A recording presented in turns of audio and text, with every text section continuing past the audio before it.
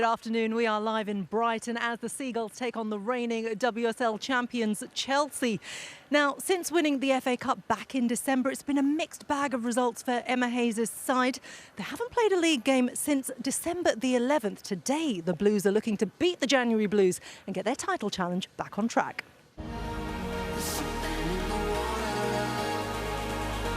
Outstanding finish. Chelsea have won the 2021 Vitality FA Cup final. Just hasn't happened for Chelsea today. Chelsea's 15-game unbeaten run ends in March. That was the most unrecognisable team performance I've seen from us in such a long time.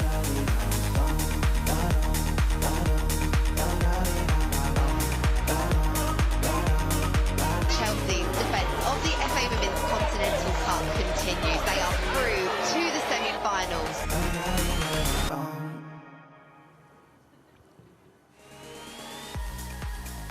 Chelsea will be hoping the bleaker days are behind them. They arrive here today following a midweek victory against London neighbours West Ham in the Conti Cup quarter-finals. And of course, congratulations to Emma Hayes, who was named the best FIFA women's coach at the awards in Zurich on Monday. Chelsea started the day second in the table, 4 points behind leaders Arsenal. Brighton, meanwhile, had an alarming slump in form of late. Last Sunday's defeat to Leicester City was their fourth in a row. Defeat against Chelsea today would set a club record of 5 consecutive defeats in the WSL, a feat Hope Powell will want to avoid. The Seagulls currently lie 7th in the table.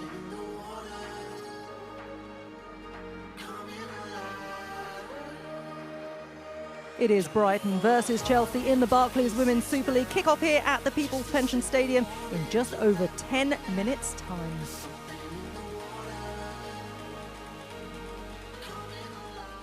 And I'm delighted to be joined here by the former Everton and England goalkeeper Rachel Brown-Finnis and the former Chelsea and Birmingham defender Laura Bassett. Rachel, look, Chelsea haven't played a league game in about 6 weeks now. They started the day second in the table. They've got 2 games in hand as well. Now, given that they're out of Europe, I suppose this is the perfect opportunity for Emma to really focus her efforts on the domestic league. Yeah, and the Cups as well, but it was a sluggish first half performance in the Cup in midweek. She admitted that, better in the second half. I know Laura was discussing that with us off air just previously. They'll want to stamp their mark on this league campaign. They're second at the moment. Arsenal flew out the blocks early on in the season. Chelsea have had the disappointment. They've had a chance to dust off that disappointment, and now it's about stamping their authority on retaining the title. Yeah, that's what it's all about, isn't it? Well, Emma Hayes actually had the honour, as we mentioned, of winning the Best FIFA Women's Coach. Take a look at her reaction, though. This was great. The FIFA Best Women's Coach for 2021 is Emma Hayes. Love it. Oh my goodness, I'm so shocked. Yeah, it was great. I mean, that was me out there doing that interview with her. But it's not often that you see Emma Hayes speechless. I mean, she was shocked at the reaction. Were others shocked, Laura? Yeah, I think so. First and foremost, we're super proud and pleased for Emma Hayes. I think the only thing off her bucket list now to complete is that Champions League win, isn't it? But I think also Luis Cortez deserves a huge mention. Maybe he feels hard done by his Barcelona team and was so dominant domestically, and that performance in the Champions League final was just sublime. So I'm sure maybe he feels a little bit hard done by. Yeah, he might be certainly doing that. But what about Brighton? Look, it's an alarming slump in form. 4 WSL losses in a row, no goals scored either. They've dropped down to 7th from 3rd. They were chasing European football. It's not really going as planned. Why is that, Rachel? The goals have dried up, simple as that. They started off the season, as you said, in sensational form, and Hope Powell was hoping that that was the progress, the year-on-year progress that she was wanting her team to make to eventually end up in pushing for Champions League places. Now those seem a long way off.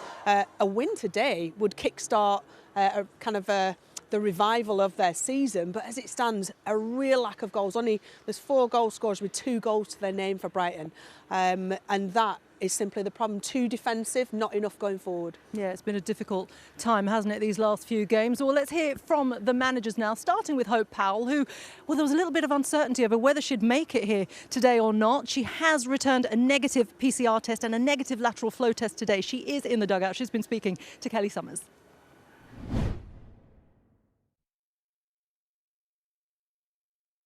What are are you expecting differently? What will you be asking differently from them today? Because no goals or points in your last 4 matches now. Well, we recognise what we're up against. It's a tough test, so I think for us it's just about having a really good go. Think about the performance, think about how they connect with each other, make it very, very difficult for Chelsea, and basically take a bit of pride in our performance today.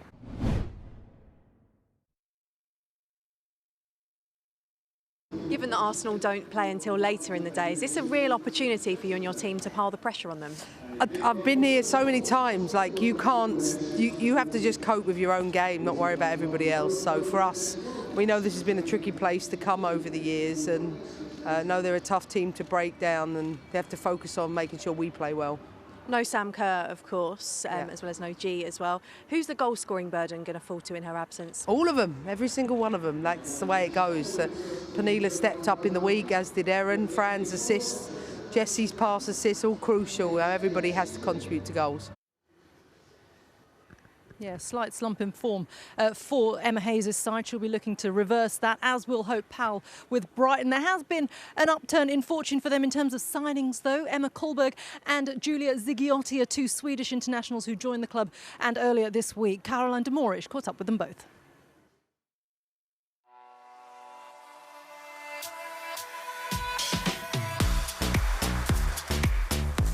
We've been walking around the city and it's like really beautiful with the ocean and everything, and so it's been a really good couple of weeks. I think like the team have been so welcoming. Did you have to do any kind of initiation? And did you have like a song? Did you? Yeah, what was your song? Oh, we sing Backstreet Boys. Yeah. Did you do it together? Was it a duet? Oh, you did it together? Yeah, but we also baked to the team. I also like the culture here. The football culture. I'm just looking forward to what's coming.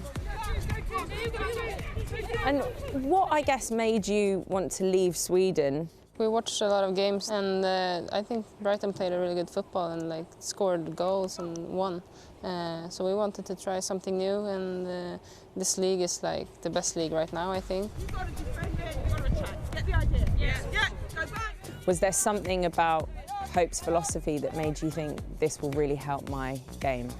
Yeah, I think like she's been in the game for so long, and like she's so well known everywhere. And when we talked to her, like she knew what type of football players we were, and like how she wants to develop us. And that's also a reason why we're here, to develop as a player. And how, I guess, would you compare the league in Sweden to the WSL?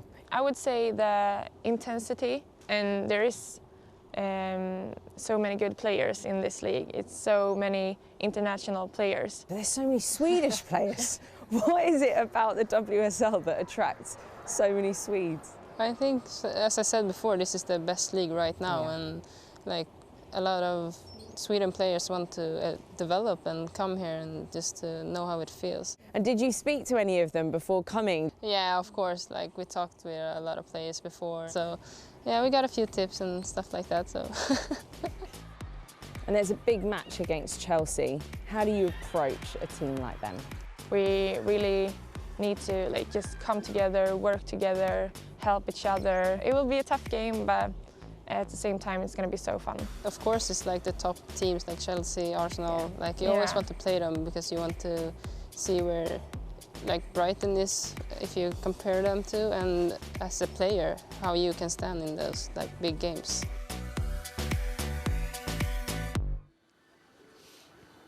Emma Kullberg and Julia Zigiotti talking to Caroline de Moorish. There are a few Swedish internationals in this league. They'll have the inside track, certainly on England, going into the Euros. Let's get the inside track on a couple of players here, though. Inissa Cagman, Rachel. She's someone who will have to step up today, won't she, and help this team? Yeah, she's a very experienced player, both in the WSL as well as internationally for the Dutch national team. And a player who at this time, as you mentioned earlier, a team that needs to be rallied, kind of needs to be shook up, needs a bit of a kick up the backside. The proverbial backside, in the changing room. You know, it needs energy, it needs leadership. And for Hope Powell, she'll be one of the players who she will go to and try and get that out of her to pass across the team. OK, what about Chelsea then? You've picked out Millie Bright, Laura. She was named in the FIFA Fifth Pro World 11. I mean, that's a real reflection of the season and the year that she's had. She's going to also be a key figure for Chelsea today. Yeah, she really is. She's got 200 appearances now for Chelsea, so she is so core to this team. Veteran. You said it, not me. So core to this team being successful. She's so dominant out of possession. She attacks. She's so aggressive. But in possession, she's so vital in how they play. She can switch the ball so well. And, you know, she just constantly feeds the attacking players that they have in the team. But with Eriksson being out, Millie Bright becomes even more crucial to this team. Well, come December, both of these teams had a little bit of a mid-season slump, didn't they? What is going to give today? Because Chelsea will be wary of Brighton. Well, I think Brighton will set up pretty defensively. They will not want to concede sloppy goals, but they'll want to and look to catch Chelsea on the counter. And as I mentioned earlier, Chelsea will be wanting to impress, you know, their dominance on this league and their assertion to go on and win this league starting today. Quick prediction today, Laura? It's going to be tough. The last time these two teams met, Chelsea won 3-1. I expect a strong Chelsea performance. Okay, well, the teams are heading out of the tunnel, as you can see. So with that, it's time to hand you over to your commentators here at the People's Pension Stadium. It is Brighton versus Chelsea, and your commentary team are the former England and Reading midfielder Farrah Williams, who's alongside Vicky Sparks. Thank you, Reshmin. Good afternoon, everyone. Well, Brighton will be hoping for a bit of deja vu this afternoon. Rewind the clock a year or so, that's when they travelled to Chelsea, who were, as they are now, flying high in the WSL. And Brighton, as they are now, were on a shocking run of form.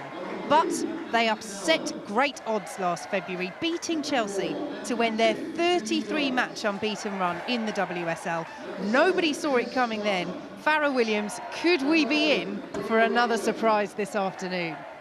I mean, we could be. We've seen how Reading set up against Chelsea and frustrated them in the last league game that they had, and they lost that game 1-0. So I could see Brighton setting up here very defensively, really trying to, you know, keep the gaps between the units really tight and really frustrate this Chelsea team. So it could go either way. I don't know how long Brighton could sustain that, but it's going to be an exciting game. Well, Brighton make 3 changes from their defeat by then bottom side Leicester, including a return for Megan Connolly, who scored the late winner in their shock victory over Chelsea last season. That ended the Blues' record unbeaten run in the WSL. Danique Kirkdyke and Kaylee Green also come in, with Brazil, Simpkins and Robinson dropping to the bench. Joint top scorer Lee Goo-min is still away at the Asian Cup with South Korea.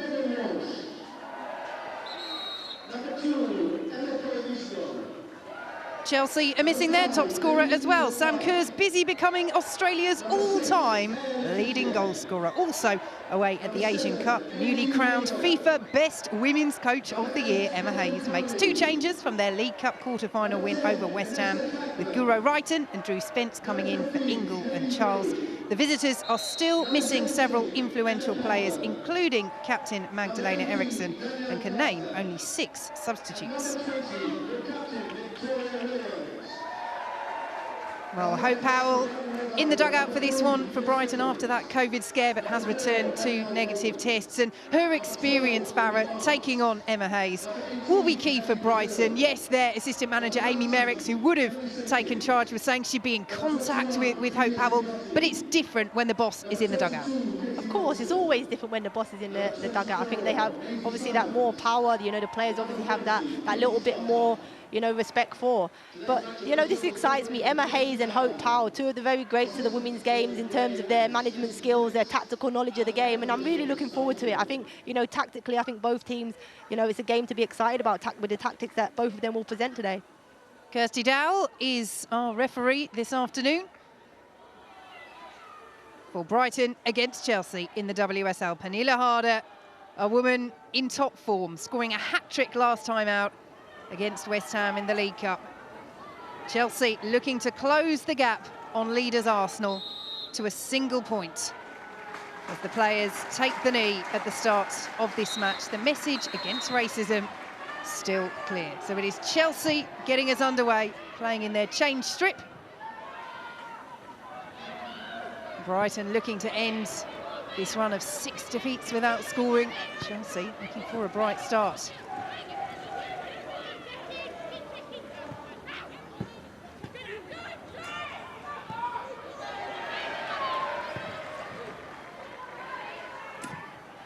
Cleared away by Anique Nouwen. And for Brighton, Farah, keeping it tight early on is imperative. We know about their struggles at the other end, 6 games without a goal. But Chelsea, who've had their own goal-scoring struggles of late before putting past West Ham in the League Cup quarter-final, but that's very unusual for the Blues. But keeping it tight early on has to be the first task of the day for Brighton. Yeah, and I think those would have been the last messages Hope would have left the players with before leaving the change room. I think they have to stay concentrated in his early moments. Chelsea are always a team that start really fast and press on the front foot. So Brighton have to stay concentrated and stay in the game in the early stages and really try and build into the game. Yes, they come in waves, don't they, Chelsea? And as you say, often the first wave, the early wave, can be potent. Harder looking for Kirby, cleared away by Brighton. Carter gets a foot in, up against Kaylee Green, does well Carter. Here is Cuthbert. Carter. And now Millie Bright. I think you can already see the tactics that Brighton are adopting. I think you can already see they're sitting with a really deep back line of 5 with a 4 in midfield and a lone striker in Dan Carter. So they're really trying to keep it compact and make it really hard for Chelsea. Chelsea are going to have to move the ball really quickly with a lot of movement to get any sort of success. And that's what they're doing here. Anderson. Almost cut out in the centre by Cargman. Right, has it for Chelsea. Cuthbert. Spence. Splits the difference, unfortunately. Look, they're going to have to be, in terms of the detail on their passes, Chelsea, they're going to have to play with speed and quality if they're going to break this Brighton team down.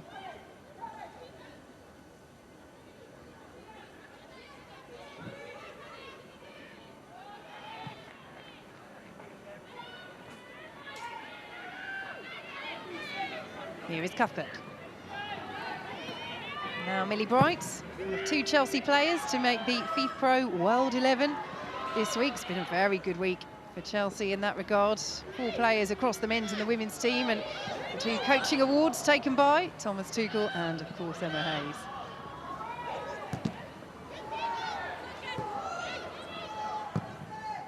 Clearance by Walsh. Carter just won't latch onto it. She's going to be so key for Brighton today, Danielle Carter, and has a very good record against Chelsea as well. They will think back, Chelsea, with some pain to that winning goal she scored for Arsenal in the 2016 final. It's Chelsea looking dangerous early on, not too far away there. Corner, could have been worse. Yeah, it could have been. Look, they've put the ball into the box and Williams has headed it just over the bar. Defensively, they've got to defend the corner now. You mentioned Dan Carter. For me, she's got to stay in the game. I think whilst their team are defending, with 10 behind the ball and she's the lone striker, she has to be in a good position for those second balls. So hopefully she can stay in the game and collect any second balls that are cleared from Brighton. Yes, an important outlet when she gets the opportunity. And it's Pernilla Harder and her teammates who have started brightly, as you would expect. And Harder is one of those waiting for Cuthbert's delivery. Well cleared away by Koivisto, back in by Anderson. Nice try with the back heel. Yeah, it's a half attempt from the edge of the box from Anderson. I think she was just trying to help it back into the box, but it's those type of balls, any type of touch inside the box can go, into the back of the net.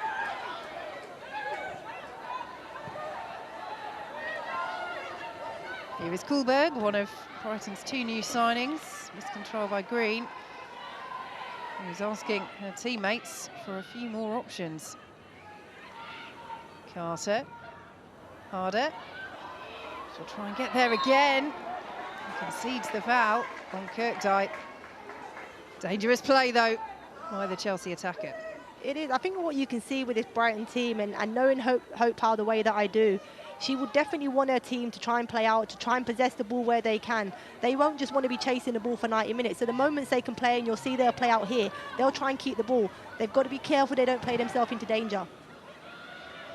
Yeah, some dangerous threatening there with Frank Kirby. They do love to close down so quickly around the penalty area, Chelsea. It's a real strength of their game. But Hope Powell certainly likes her side to play a certain way as well. And as you say, Farah, a woman you know very well, being England's most capped player, as you are. What was she like to work under as England manager? for me, somebody that I really enjoyed playing under. I think she got the very best out of me. Certainly tactically, you know, very astute, and she was somebody that made me fall in love with the game and really want to learn and understand the game. So she certainly had, you know, probably the biggest impact on my career. Kirby chasing, Kirkdyke there, so is Walsh. Again, not quite the height on the clearance, but distance did the job. But it's all Chelsea in these opening 6 minutes. Yeah, Chelsea will be comfortable with the ball. I think they have to enjoy the possession they're going to get and not get bored of it. Sometimes, you know, teams can get bored of having so much possession and finding it hard to break down. Anderson's ball forwards, allowed to run to Harder. Fleming. Anderson's delivery, made by Whelan.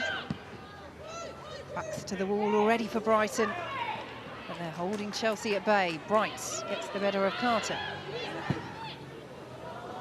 Walsh has to watch that and does. Yeah, and they're the moments I'm talking about for Dan Carter. I think for this Brighton team, as I mentioned, she's the lone striker. So second balls and clearances from Brighton, any half clearance, Dan Carter has to get herself in a position to be available. I think there she was, you know, flat-footed and allowed Millie Bright to just get in front of her. Cuthbert. Spence.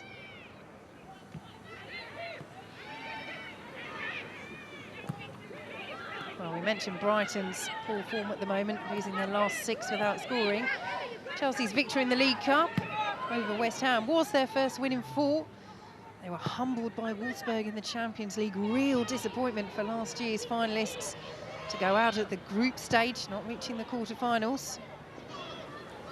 And in their last WSL match, they were beaten by an in-form Reading. That was all the way back on December the 11th. I've played twice since then, the Wolfsburg game and also West Ham in midweek. Yeah, Chelsea would have needed that fixture against West Ham in the Cup just to, you know, something different, get back to winning ways, and they can refocus again in the league. And especially with Arsenal dropping points at Birmingham, it opens the title race back up.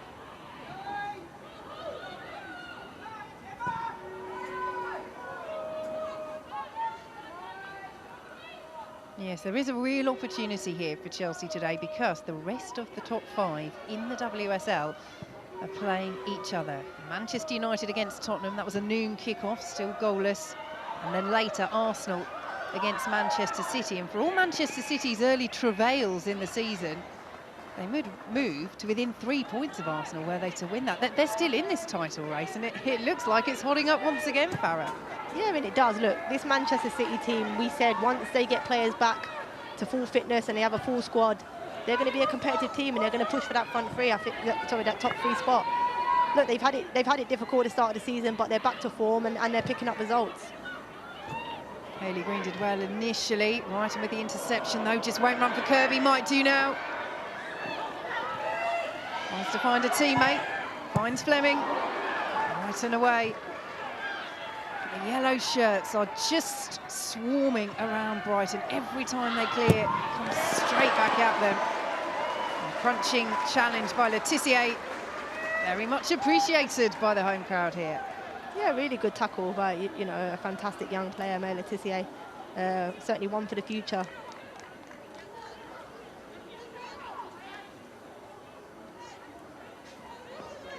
And it has been given as a Chelsea corner. And an opportunity for Scotland's Player of the Year, 2021, Erin Cuthbert, to send this ball in or play it short. She does. He was right. More closed down. Spence has it for Chelsea. Anderson. Cuthbert once more. Whelan steps in.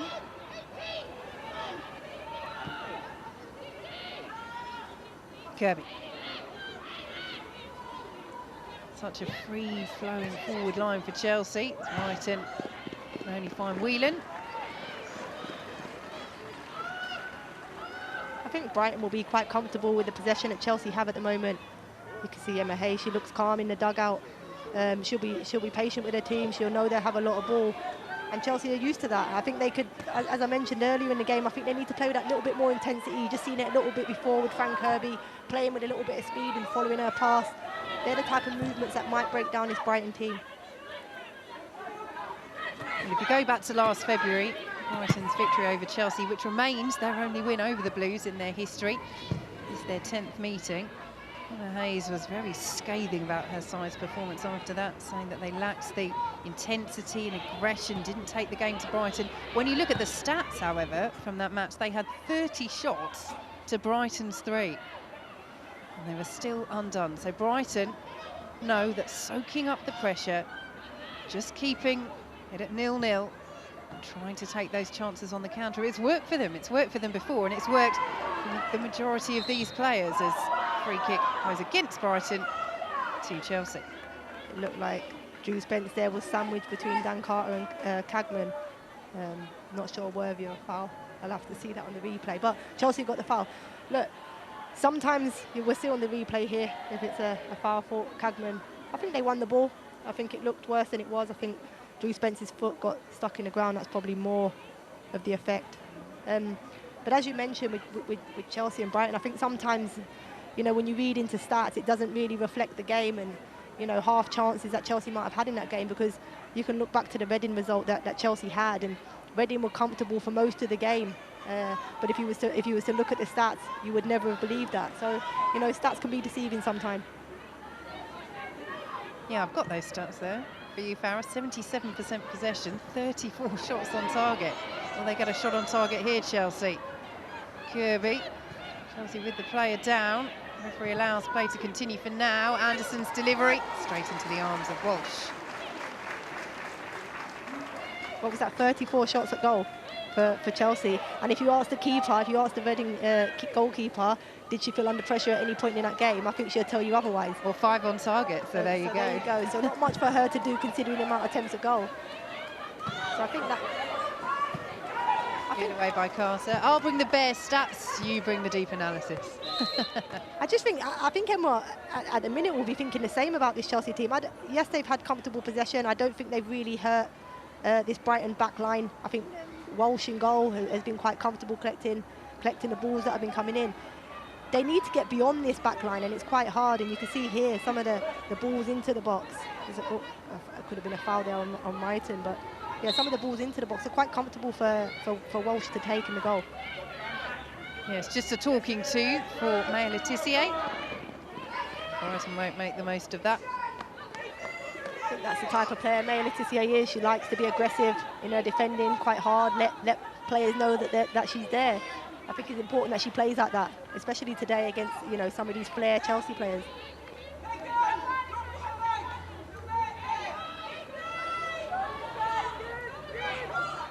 Harder with the throw for Chelsea. Kirby towards Harder. Got a little push there from Kirkdijk. Keyberg now does well.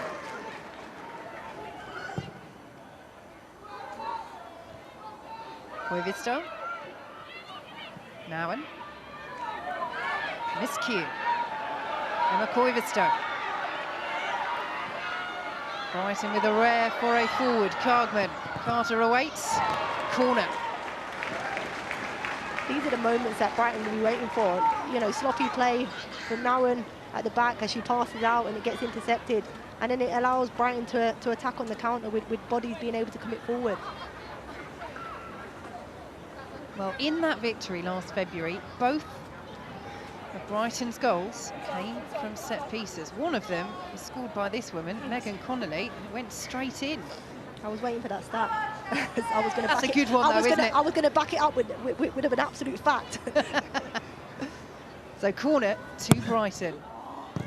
4 dealt with by Fleming. Kirby gets the foot in, wants the free kick as well. Well, referee Kirsty Dowell unmoved.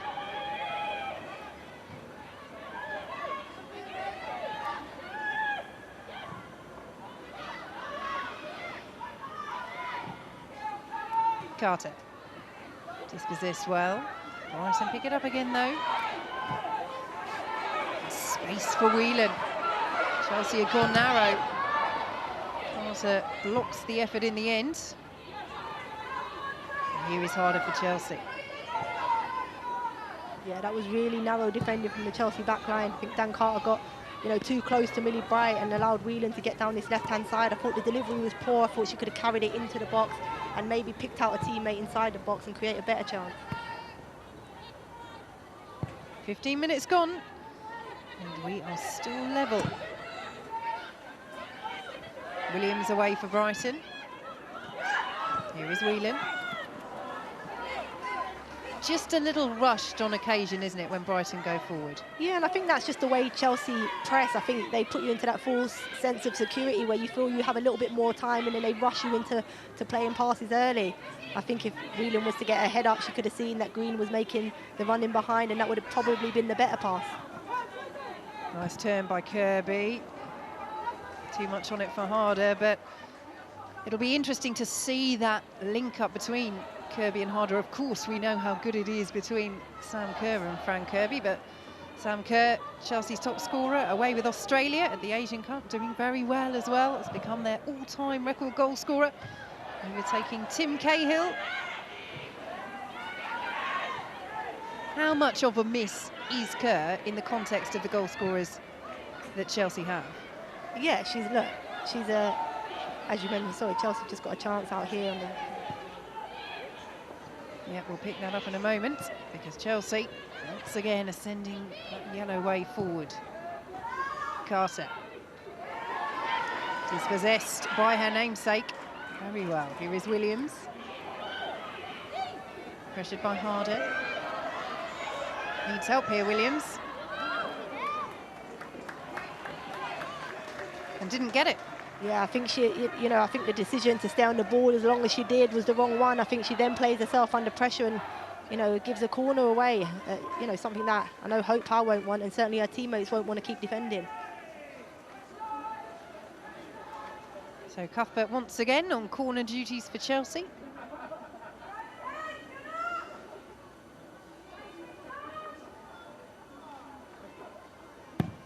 Cuthbert's delivery high this time.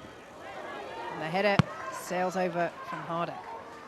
Yeah, you'd have had to have had a, you know, good contact on the header from where Harder got it just inside the box. So it would have had to have been a really good header to get anything from that.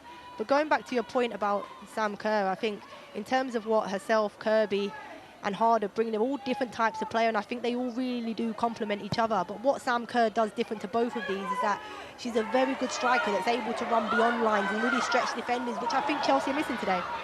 Brighton looking to stretch Chelsea here as Carter goes for goal, and Berger makes the save. Best chance of the match, and it's gone to Brighton. Fantastic strike from Dan Carter. I mean, look, Dan Carter signed for this team as a goal scorer, and, you know, herself will be disappointed with the amount of goals she's got this year, but what a strike. And this is what Dan Carter is so good at, getting the ball out of her feet and hitting from distance. Fantastic strike. And look, Berger inside the Chelsea net has to be alert to pull off a fantastic save. Well, she's had nothing to do so far, Ann-Katrin Berger. She's done that very well. Another set piece for Brighton. Connolly over it once more. And the header missed. Brighton appealing, and the decision, as Victoria Williams went down, goes against them. Looks like Williams and Carter collided inside the box, and the free kick's gone against Williams.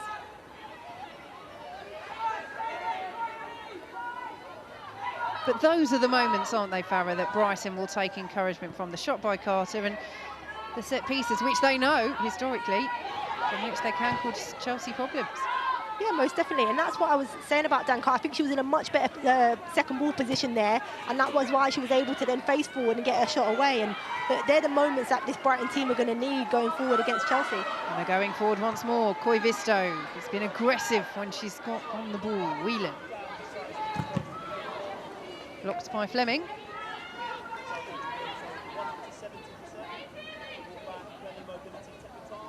Here we see a potential penalty shout. Yeah, I think it could have gone either way for me. I think, you know, the legs were tangled between both Williams and Carter inside the box, and equally the free kick could have been given either way.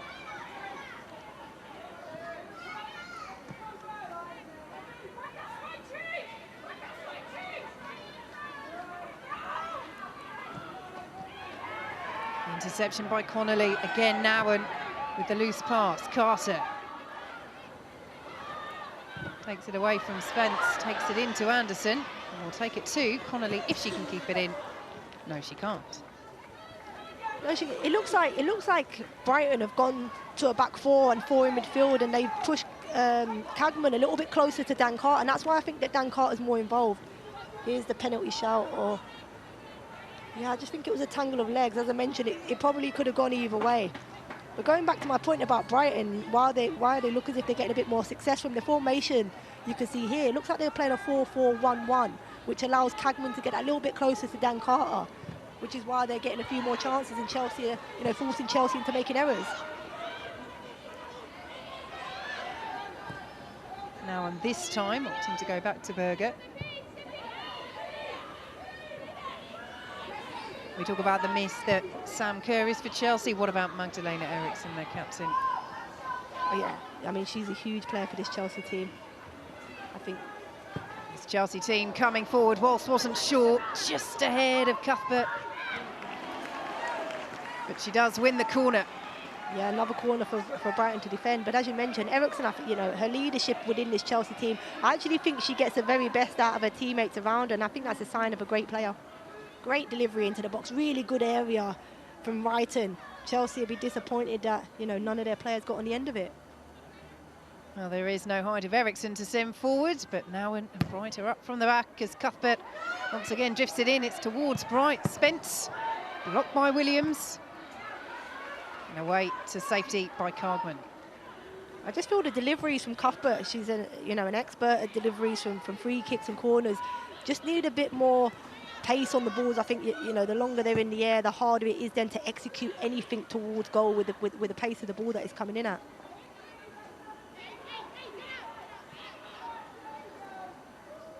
Midway through the first half, deadlock still to be broken.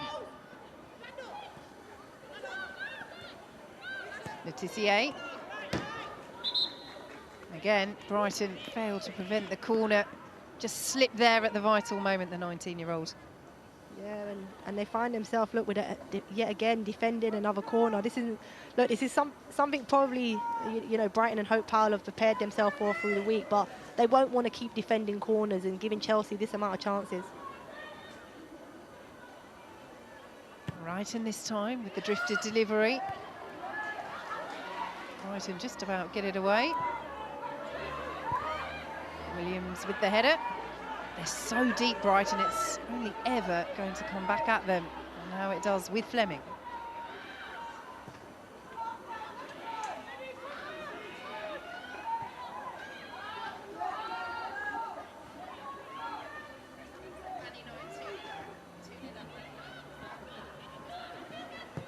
Manchester United in the WSL's midday kickoff are 2-0 up against Tottenham in that battle between third and fourth. Chelsea looking for the breakthrough here, harder, and just past the post. They're appealing for the corner, Chelsea, but Reiter knows it could have been more. And look, this for me is the best chance of the game. I was talking about how good Sam Kerr is at running beyond lines. You can see Harder here running beyond that Brighton back five and getting the ball and just cutting it back to Frank Herbie, and it's right in at the back post that just misses the chance. But it's that forward run, the pace in which Harder runs beyond that line. It's really, really hard for defenders to defend it. A fantastic chance. Kirby and Brighton will be disappointed with that miss. Well, she scored the opener, Gura Reiten, in Chelsea's 3-1 victory over Brighton back in October. Not too far away at all there. Kirby and Williams both missed that, and Walsh will let it run and gather.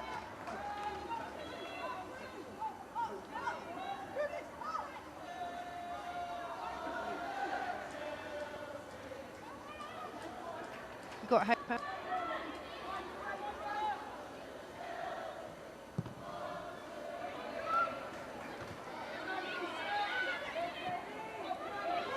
Kuhlberg. Here is Kaylee Green. Interception by Carter.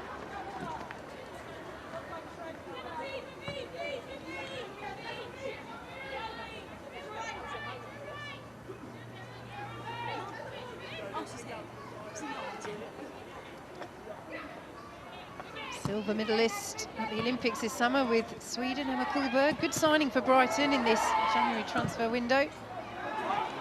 Kirby and Kirkdyke, the race once again. Walsh will have to deal with it and does get the height on it this time.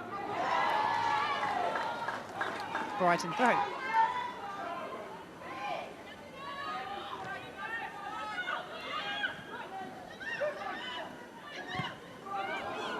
Full pass from Kuhlberg. Brighton. Here is Fleming. Blocked by Kirkdyke. Anderson. Kirby's in there. And Kirby's just wide. Yeah, just wide. I'm disappointed with the pass from Brighton. I just think she had enough time to play Fleming a little bit straight. You see here, she's really pushed Fleming out wide with her delivery. But again, look, Anderson picks up the second ball. Great delivery in, and Frank Kirby at the back post. It would have been a difficult header to execute. Look, I think that the flight of the ball was just floated in. And Frank Kirby really would have had to get up and generate some power to get that ball on target. Well, Brighton with a potential problem here.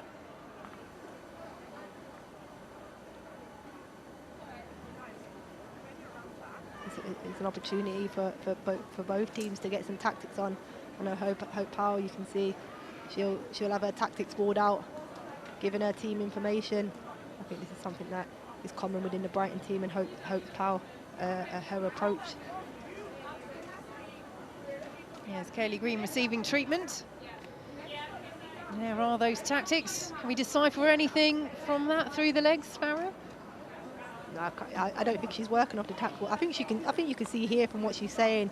It looks like at times that you can play a little bit longer from where Chelsea are, or she's either saying her team can play beyond this Chelsea line, or that her own team need to be aware of the ones beyond, you know, the Brighton back five. And Kaylee Green back up to her feet.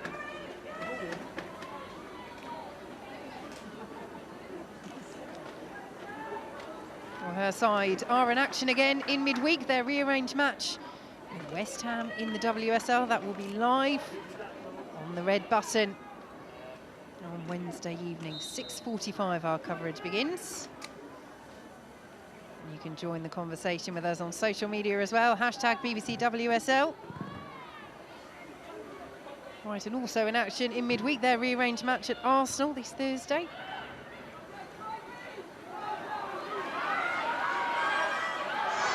Potentially a little pullback there on Whelan. She didn't appeal for it, to be fair, although the fans around us did.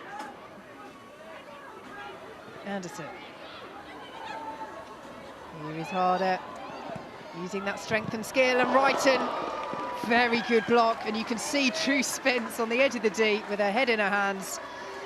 And Chelsea may well feel like that as a team, because that was a brilliant move and brilliantly blocked. Yeah, another big chance for Chelsea, and again it comes through Harder, driving into the box, a little cutback for Brighton, and I think it's Kirk that is able to block it.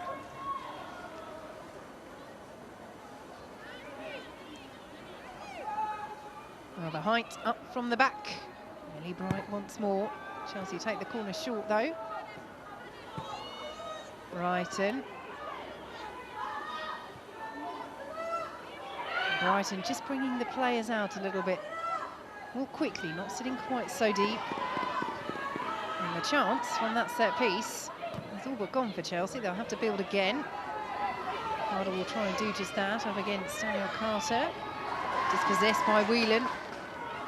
Nobody there in a blue and white shirt. And Chelsea once more will build.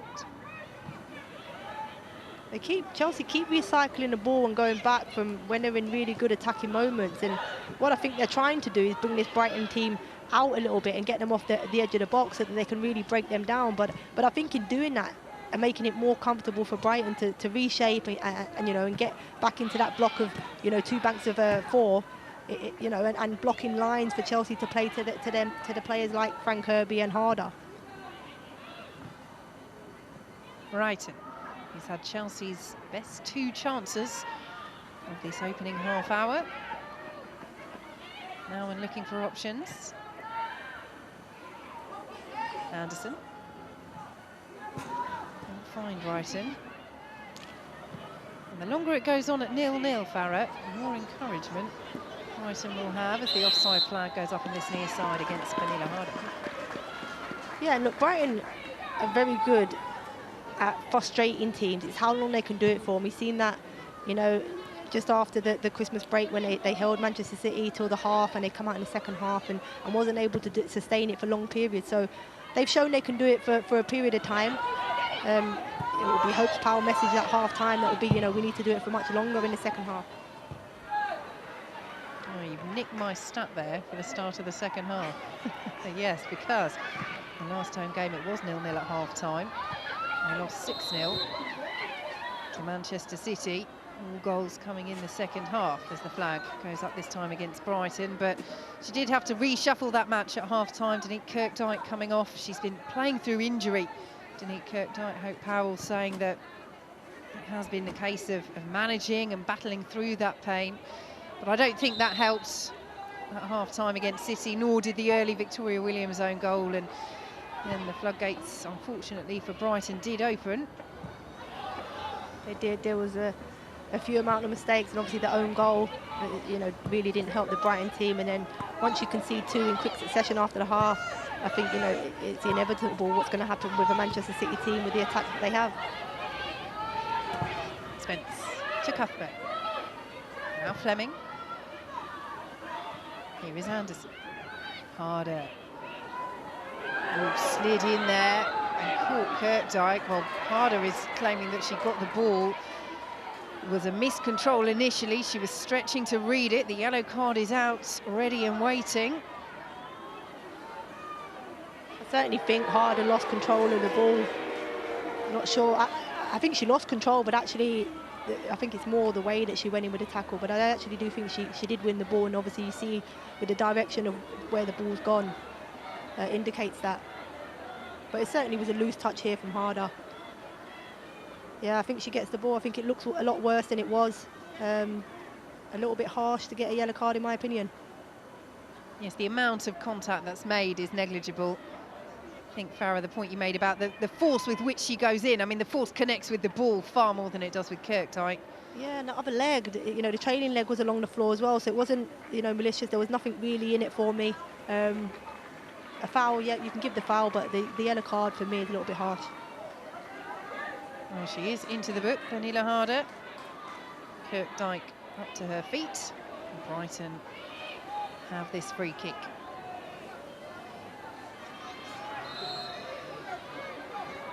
Brighton, who have not kept a clean sheet in their last 6 games. Keeping it tight against Chelsea so far. Here is Carter, who's had their best chance at the other end. Good work by Brighton. Fouled Chelsea free kick.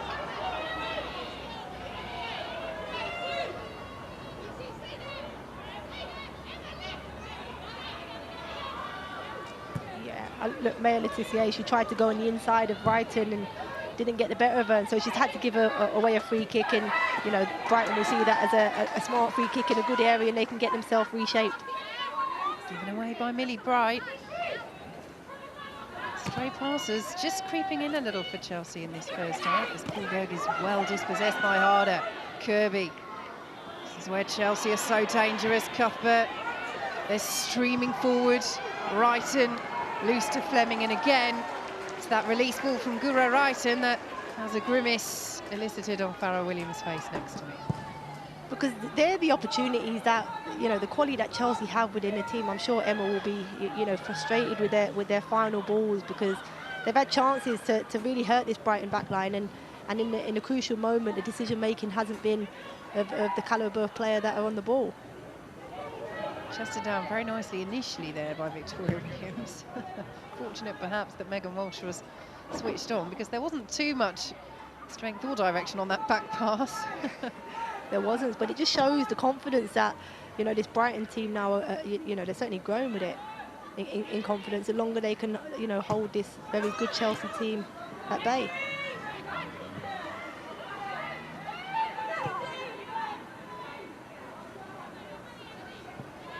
Harder.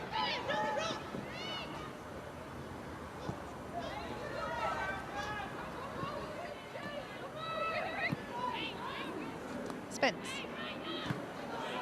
Cuthbert. Just slightly loose, and Cartman is right there. Cuthbert right back at it.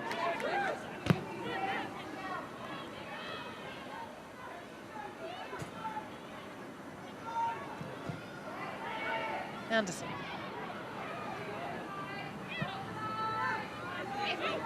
But to see Chelsea just knocking it around at the back will be music to the ears and pleasure to the sight, I suppose we should say, of the Brighton boss, Hope Powell. You can sense the urgency that Chelsea want to try and get it forward, but Brighton well organised, well disciplined.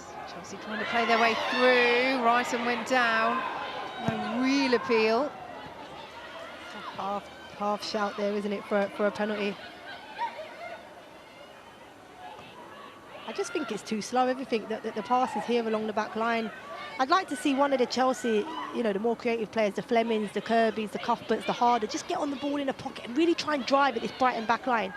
You know, I think the passing from side to side is really quite comfortable for Brighton right now.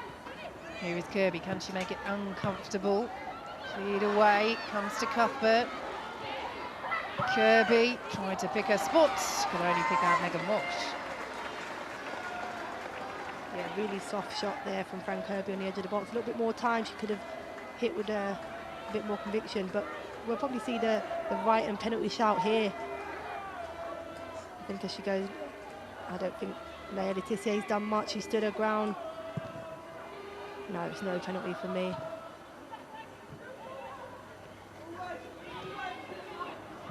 Anderson wins it back for Chelsea. Here is Kirby, put in by Kirkdyke. Spence forward. Cuthbert with the foot in on Connolly. Free kick, Brighton. They're getting frustrated, Chelsea. They are. You can see in some of the, you know, the players' body language. I think they're frustrated with themselves. They know the quality that they have. They've stolen it here, and here is Fran Kirby, one-on-one with Megan Walsh. Kirby to open the scoring, and Walsh stands her ground superbly. And Brighton prevent the corner as well. And that just about sums up how things are going for Chelsea this afternoon. You would bank on Kirby to stick that away. And she allows Megan Walsh to make what is a very good save. Yeah, really good save. What I liked about Walsh here in the net, I think as she's seen just a chance here. Anderson looking for Harder. Kuhlberg will clear away. Yeah, going back to the Fran Kirby chance, I think she read the situation really well, Walsh in goal. I think she obviously seen that Kirby had the advantage here. She's through on goal. I think if she would have come out, it would have made the decision even easier for Kirby. The fact that she backpedaled towards her goal, it made Fran Kirby feel like there was a lot of ground then to eat up to get close to goal. And Fran Kirby takes her shot way too early here and makes it really easy for Walsh. Yes, it's almost as though Kirby's hoping that Walsh is going to come out so she can chip it over her.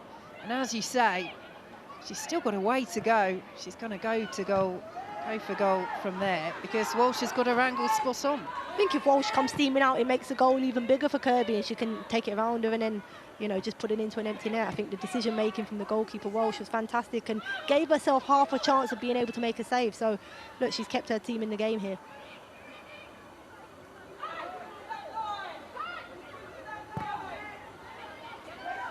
Forward by Berger. Williams away. Nice control by Kuhlberg. Fleming for Chelsea. Now Harder. Anderson on the overlap. Here she is, Jonna Anderson. And again, it's a lovely move by Chelsea, but just not the final finish. Great move. And again, most of the good work from Chelsea is coming down their left with Harder, Brighton and Anderson. And this time it's Harder that plays Anderson in on the outside. It's a great ball right behind the two centre-halves of Brighton. They just need, one of the Chelsea strikers really need to commit to the cross that's coming in. Here's Fran Kirby's chance, a one-on-one. Just no conviction on the strike, and it's more of a pass back towards goal, really softly hit from Fran Kirby, and she would have expected more.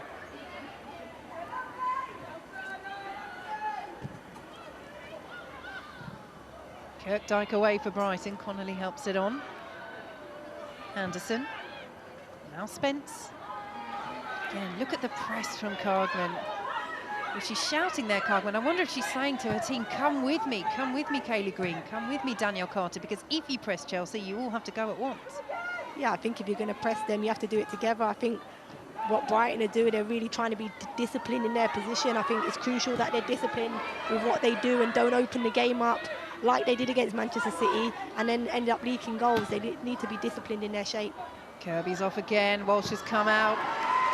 Right decision.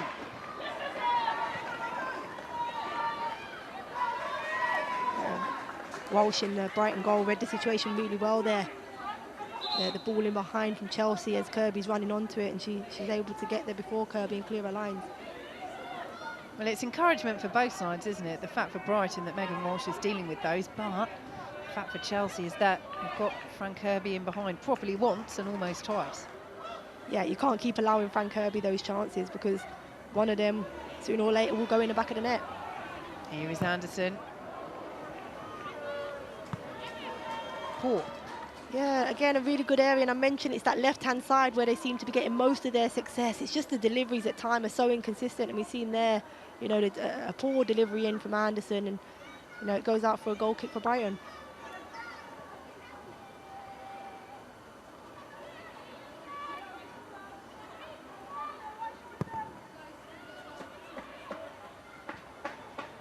Wheeling with the flick on for Brighton. Anderson there for Chelsea. Spence hops it on.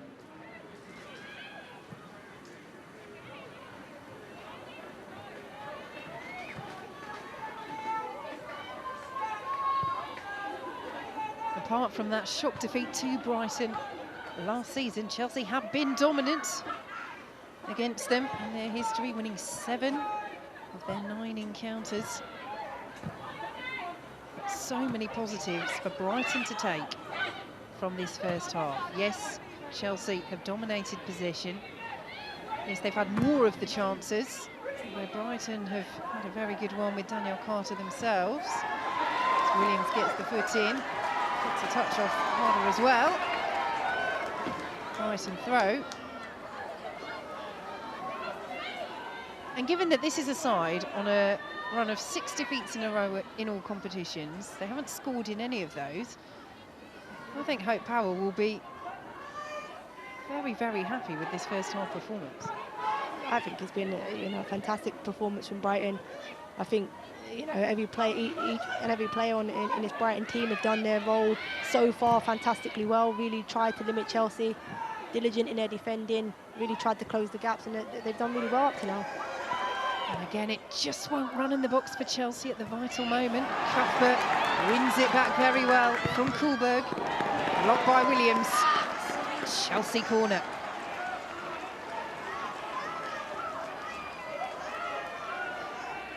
Well, you can tell that Victoria Williams is up for it today, Farah, against her former side. She is, and she's reading situations really, really well. We've seen just before, she read the ball in behind really well and is able to see the ball out. And she just blocked a cross in there, but giving away a corner. Cuthbert's corner. And the header just wide from Pernilla Harder. Again, similar position to where she sent one in about 20 minutes ago, but from that position, you've got to have real power and, of course, real accuracy. Yeah, and I mentioned it before. I think some of the deliveries that are coming in from corners, they're aiming just outside the penalty spot and beyond to the far post, and to score a header from that distance, you know, certainly with the flight of the ball that's coming in, there's no real pace on the ball in. It will be a really difficult header to score, so I'm quite surprised by the set pieces of Chelsea. Might open up here, though, for the visitors. Cuthbert trying to find Kirby. Brighton will clear through Megan Walsh. But again, the space was there. It might be here for Brighton, and Berger alert to the danger. Yeah, it's there. There's certainly spaces there for Chelsea in transition. So when they turn the ball over and they're going forward, I think what Chelsea they have to be a little bit cuter when they're on the ball. I think in terms of their disguised passes, I think they're really showing passes, which makes it really, really easy for these Brighton defenders to defend the balls through. There's no disguise on it for them. Over the top for Kirby once again. Ballback is poor as we enter 1 minute of added time at the end of this first half. Right. It's cleared the stand with that one. Yeah, she did. I mean, there was not much more she could do. She was under pressure from Dan Carter running her down into the channel. But Brighton will probably see this out now, see the half out, regroup at half time. I think Hope will just probably relay the same message as she did before the start of the game. I think what they're doing so far is working. They're frustrating Chelsea and they're getting half chances themselves. Kaylee Green had her back turned when the throw was taken. I'll tell you what, for a player who looked as though she wasn't paying attention, she controlled that beautifully as Brighton in the end raced the attack. Not sure what she was thinking about there, Kaylee Green. I don't think anyone ever knows what Kaylee Green's thinking. A fantastic player, fantastic character, one that's very important to this Brighton team. Perhaps she was wondering if that Millie Bright clearance had come down yet on the other side. She's probably looking for it. And there is the half-time whistle. A half that Brighton will be very pleased with against high-flying Chelsea, who've dominated possession. They've had more chances, particularly that one-on-one from Fran Kirby. But Megan Walsh has made the saves when she's needed to. Danielle Carter with Brighton's best chance at the other end, drawing a very good stop from Anke Trimberger. But half-time at the People's Pension Stadium, it is Brighton 0, Chelsea 0. Thank you very much, Vicky Sparks and Farrah Williams. I'm joined, of course, by Rachel Brown-Finnis and Laura Bassett. I suppose, considering Brighton hadn't kept a clean sheet in their last 6, they'll take a lot of encouragement from that first half, won't they? They will. They limited Chelsea really to any definitive shots. But Megan Walsh was there when they did breach that back line. But they have defended excellently. Really, both goalkeepers are the reason why it's 0-0, because both teams have had, you know, 1 or 2 good openings. Yeah, and speaking of goalkeepers, Anke Trimberger drew a brilliant save here from a Danielle Carter chance. That was probably Brighton's best opportunity, and it was quite early on as well, wasn't it, Laura? Yeah, it was. I've been impressed with Dan Carter. She's been dropping in deep and helping the team out of possession, and then that was the opportunity for her. Then hit a long-range shot, and I don't really think Anke Trimberger was ready for it, but it was a great opportunity, and that's what Dan Carter's got to do. She might not get a lot of service, but when she certainly sees the opportunity, she's got to take it, and what a wonderful shot and save that was. Great positioning from Anke Trimberger, steadies herself, gets herself set, but it's that height of the ball as you're not quite sure. With the distance, the ball can move. She watches it really, really well and then, you know, touches that ball over. I don't expect a goalkeeper of that calibre to make that save, but you're right, you know, that's what Brighton are going to do. They're going to be hard to break down and then try and catch them on the counter. Yeah, OK. What about this for a penalty shout? Did you think that Guro Reiten should have got this or not, Laura? It's really interesting to see. I think different angles you change your mind, but you know it's really clever play first and foremost from Guro Reiten. The way she moves the ball, moves her body, and faces Maya Le Tissier up, and she puts the referee in that position to make a decision. But you know I think Maya Le Tissier needs to be a little bit cleaner on her defending. You know she's gone clearly to block Guro Reiten to stop her getting it on the other side, and you know you just can't block players like that in the penalty box. You were never going to say penalty as a former union. What did you think, Rach? Well, you never see indirect free kicks given, but for an obstruction, that's what that potentially should have been. There's no Le Tissier doesn't stick a foot out and Reiten runs into her, so no penalty for me. Okay, but there was a very good chance for Chelsea, wasn't there? Just as we were approaching half-time, it probably would have been a great moment for them to score. Fran Kirby, normally she probably would have put these away, wouldn't she, Laura? Yeah, I think this is when Chelsea are at their best, when they regain possession of the ball, there's space in behind the Brighton back line, and we've got players like Harder, and in this case Fran Kirby, going directly at goal. And you can just see how hard they work to get the ball. Fran Kirby's lightning quick, she's on, and we've seen her in these cases drive, and I think she takes the shot too early. Fran Kirby's at her best when she's going at the goalkeeper, and she takes it round her because there's just no way that the goalkeeper can move her feet as quick as Fran Kirby can move the ball. I was just going to say, how many times have we seen in that position Fran Kirby just drop her shoulder, touch the ball around the onrushing goalkeeper, and then just slot the ball past. That's what she can do. She burns past Kirk Dyke, the centre half, and she had the time to touch it round. So, you know, maybe this lag period over Christmas where not had a lot of forward play, not a lot of match sharpness, that was just the reason for that. Yeah, it's only their second game, isn't it, in 6 weeks. What we saw today, though, was Chelsea very much building their attack on the left. That's something that Hope Powell will be looking at, won't she, going into the second half? Yeah, I think so. They just seemed a little bit more fluid and in rhythm and in sync down the left-hand side with Anderson, Guro Wrighton and Harder making the runs in down the left-hand side into the space. It just looked a lot more fluid, interchanging, and Brighton just can't get anywhere up near the ball to stop it. And you just feel like they're so dominant. So you're right, I think Hope Powell needs to sort that out where they trap runners and maybe apply a little bit more pressure higher up the pitch. But flip it as well, Erin Cuthbert's been one of Chelsea's best players this season, and the fact that Brighton have kept that side of the pitch quiet, you know, Chelsea have dominated this first half, 70% possession, I think is the stat. And they'll be happy that they've been able to limit it to one side. Of course, as the goalkeeper in a back line, you want to limit that final ball in from Guro Wrighton. And it's just about positioning defensively. You know, do you press and get tight to the players, or are they going to one-touch it around you? And you've just got to be a little bit cute, a little bit clever. I think overall, Hope Powell's team have done a really good job in limiting Chelsea to the free-flowing football that we've become accustomed to associating with Chelsea. And you talked about, you know, you said actually pre-match that you were expecting to see a solid defensive performance from Brighton. It'll probably be more of the same you expect going into that second half. Yeah, definitely. But I think we also need to remember against when Brighton played Man City, it was 0-0 in the first half, and the performance pretty much looked like this. They were so compact, connected, defending really well individually and as a team. So I think Hope Powell really needs to crank it up, really needs a better performance second half, because the Man City game ended 6-0. Yeah. So, you know, Chelsea, we know, can up their game, so Brighton certainly have to. It can't be that performance again. It needs to be more. And they have fallen foul to Brighton in the past, and Emma Hayes will definitely be aware of that one, won't she? Yeah, broke, I think it was a 33-game streak for Chelsea that Brighton got that goal to bring that run to an end. So I'm sure Emma Hayes will be drilling that home to her teams, a lot of those players who were on that pitch at that particular moment.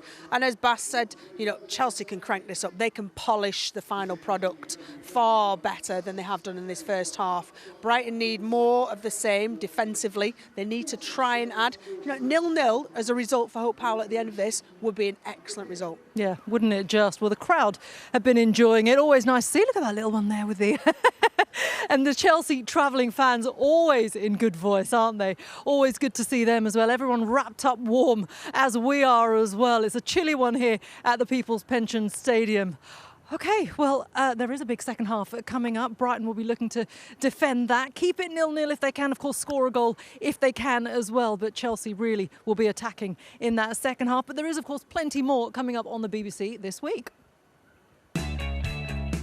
OK, well, there's a little over 20 minutes left in one of the games going on. But if you're a cricket fan, you can listen now to the players Kate Cross and Alex Hartley on BBC Sound's No Balls, the cricket podcast.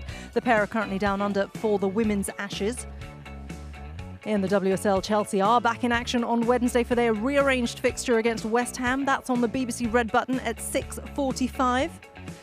Before that, highlights from all of today's Women's Super League matches. That's on the Women's Football Show. That's tonight at 11:40 on BBC One.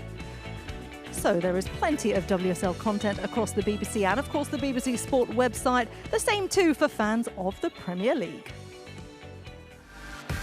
For everything you need to know about your team this season, download the BBC Sports app. All the latest news, goal updates, stats and scores, and insight and analysis. Just select your club to get the biggest stories and best content at your fingertips. What a result! Download the BBC Sports app for everything you need to know about your team this season. Right, we do have a full complement of WSL fixtures today. Let's bring you up to date with what is going on elsewhere. There's about 30-odd minutes left in the match between Manchester United and Tottenham. And there has been another goal for Manchester United. 2 first-half goals, Risa and Hayley Ladd, and they've just scored again. They are 3-0 up against Tottenham Hotspur. Big result for them. Of course, here it is goalless between Brighton and Chelsea. There are 2 2:00 kickoffs today. Leicester City face Aston Villa. Birmingham travel to Reading. At 3 o'clock, West Ham take on Everton. And there is a big match ahead in the evening kickoff as Manchester City square up to Arsenal. Well, to talk about all of those games and plenty more, we can now head pitchside, where Kelly Summers is joined by Jessie Parker from the Offside Rule podcast. Yeah, it's a busy day in the WSL, isn't it, Reshmin? Jessie keeping across it all despite being here. Let's firstly start with that huge scoreline for Manchester United against Spurs. What a few weeks it's been for Mark Skinner's side. Yeah, 3-0 up against Spurs in what is turning into a really exciting race for that last Champions League spot, and obviously this is a great, opportunity for United to get some points over Spurs.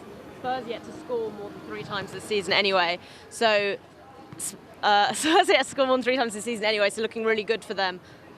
Sorry, we're having a few microphone difficulties then, as you could probably say. We'll share this one for now. It is a huge result as it stands for Manchester United. Puts the pressure on Chelsea to find a goal in this second half, because United could be going second. At the other end of the table, there is a huge game, isn't there, between Leicester and Aston Villa. How do you see that one going? Yeah, Leicester looking a lot better with Lydia Bedford now in charge as manager. They picked up some really good points, including winning against Brighton last week. If Leicester win today, they go within 1 point with Aston Villa, although Aston Villa will have a game in hand. So it's starting to feel like there's a bit of pressure building on Carla Ward's side there.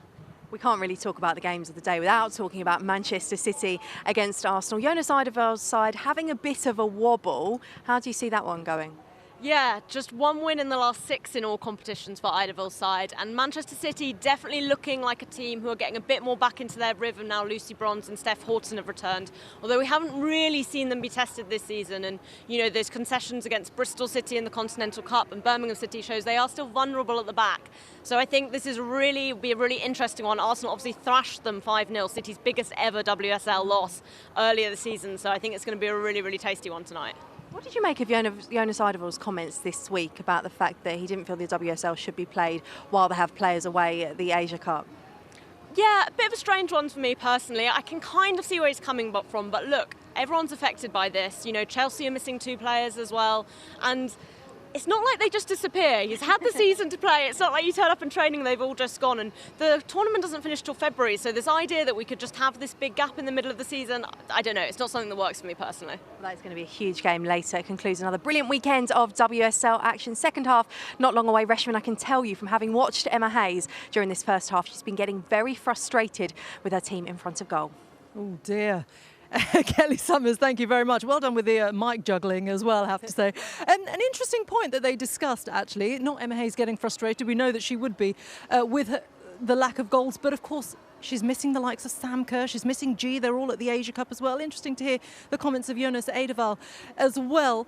We've seen it in the men's game, haven't we, with the Africa Cup of Nations players are away mid-season. How does that sit with you, Rachel? Well, you simply are already aware of that as you come in. Eidevall, I don't think it's any, if anything, it's an excuse for lacklustre performances of his team.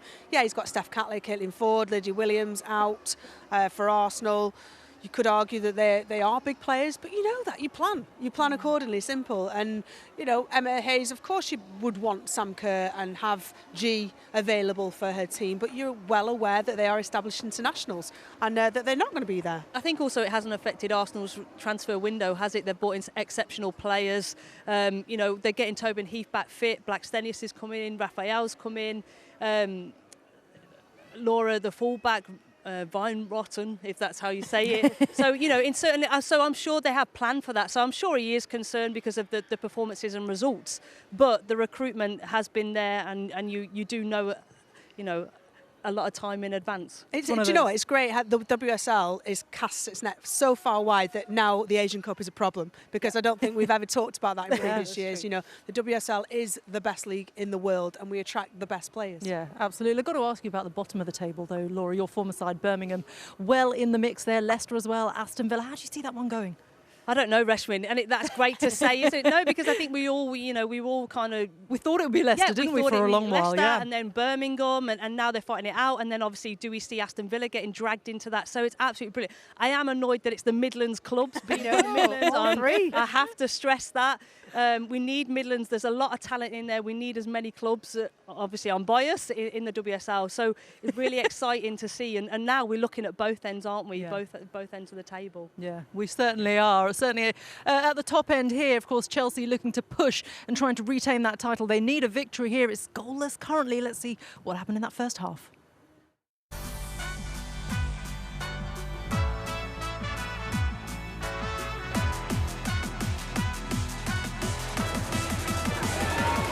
stretch Chelsea here as Carter goes for goal. Oh, slid in there. And a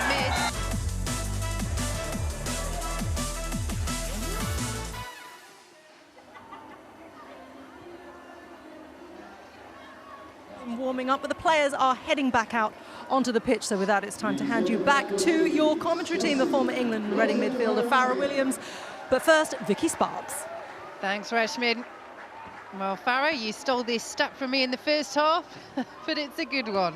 So let's mention it again at the start of the second. In their last home match, Brighton were up against one of the teams flying high in the WSL, Manchester City, who've been climbing the table in recent weeks.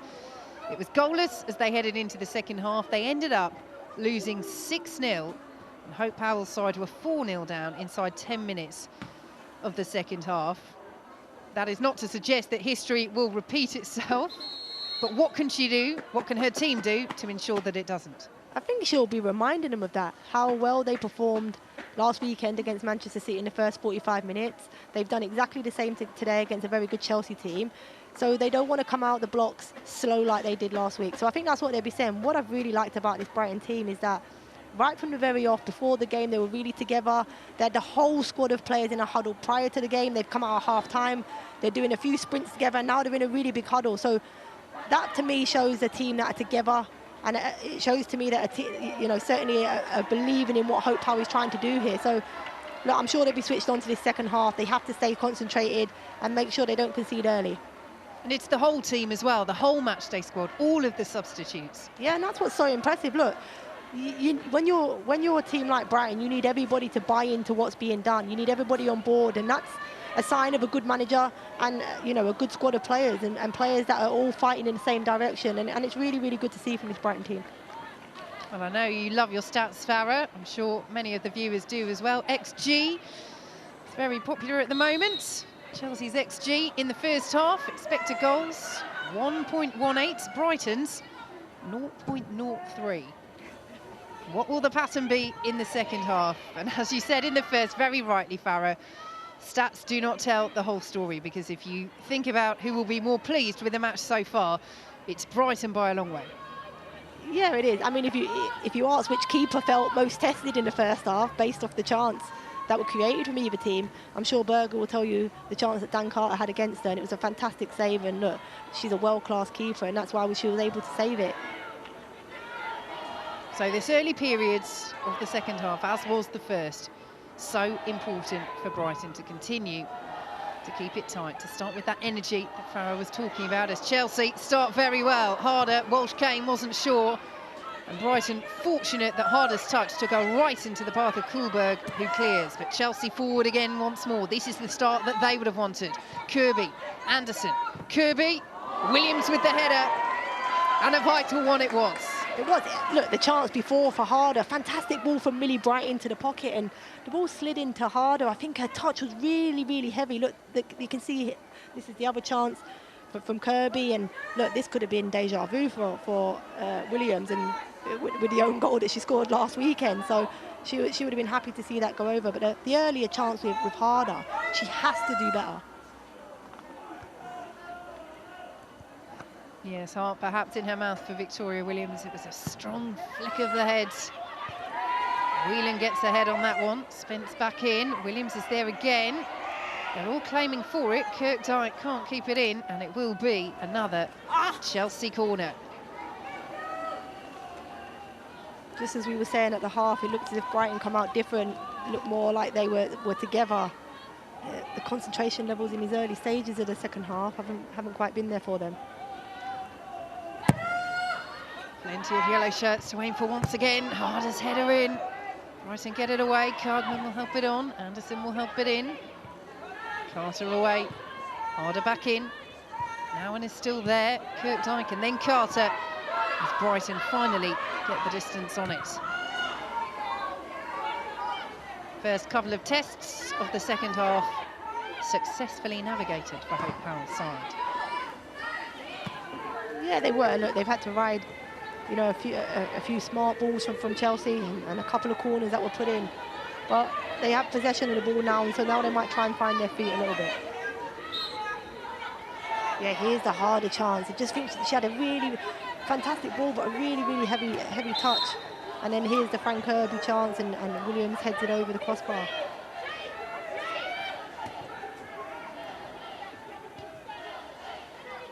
Oh, she's been a big player for Brighton, Victoria Williams, this season. A real regular former Chelsea player, as we mentioned in the first half. And she's made some vital interceptions. Kirkdyke anticipating more than Harder did. And here is Danielle Carter trying to feed Kirkdyke, who continued her run there. And Berger just away from Kaylee Green. Yeah, it was a really good turn from Dan Carter, and Kirkdyke continued her run from centre-half bizarrely forward, and just awaited a pass from Dan Carter, just wasn't quite there, and it rolled into Berger, and now Chelsea are, you know, again, are building another attack. Well, that said, as a commentator, you're looking at Kirkdyke, you're thinking, I know that's Kirkdyke, what on earth is she doing there? She's only now getting herself back into shape. Well, it gave Chelsea something to think about.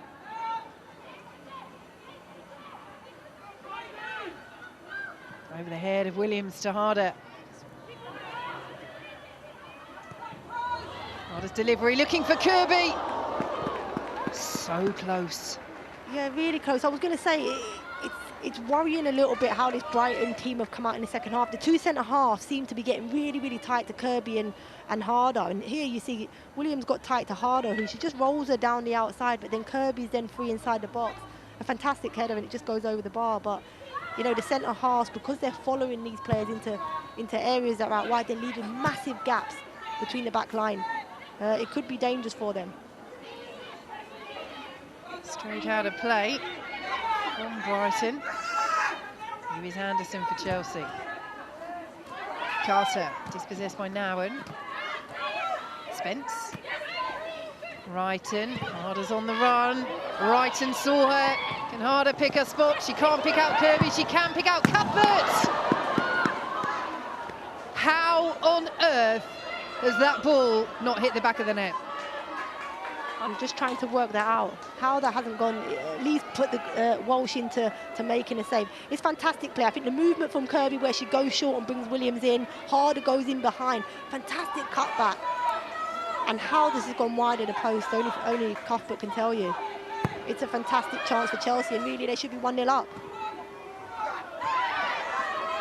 Well, she scored in their last match, Erin Cuthbert, notching her 4th of the season, a header, which is rather unusual for her against West Ham. But the way that it opened up, yeah, you just thought that was 1-0 Chelsea. You did, and I think it's something to look for. I think if you look, we didn't see this in the first half, but the movement from Harder and Kirby, that's different in this half. Harder's going in behind and Kirby's coming short, which is really causing some confusion between the Brighton two centre-halves. It's really pulling them all over the place, which is creating those gaps for the likes of Cuthbert and Brighton to get into. Kirkdyke stays in her own half this time, as Brighton build down the left. Williams. Her turn to go forward from centre-half. Oh, lovely little dink ball. And that appears to be a tactical tweak from Brighton at half-time, just being prepared to send one or other of Williams or Kirkdyke forward.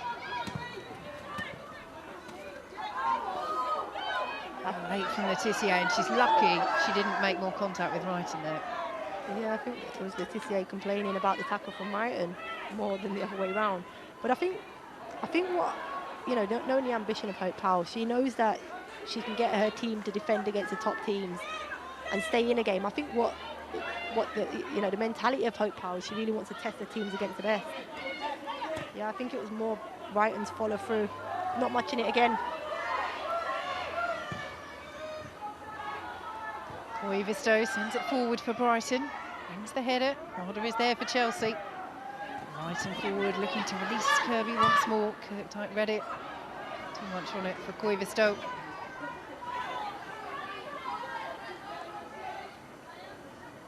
Really good defending by Kirkdyke. I think if, you know, she didn't intercept it, Frank Hove would have been in. You can see Hope. Look, you can hear her from the stands, the information.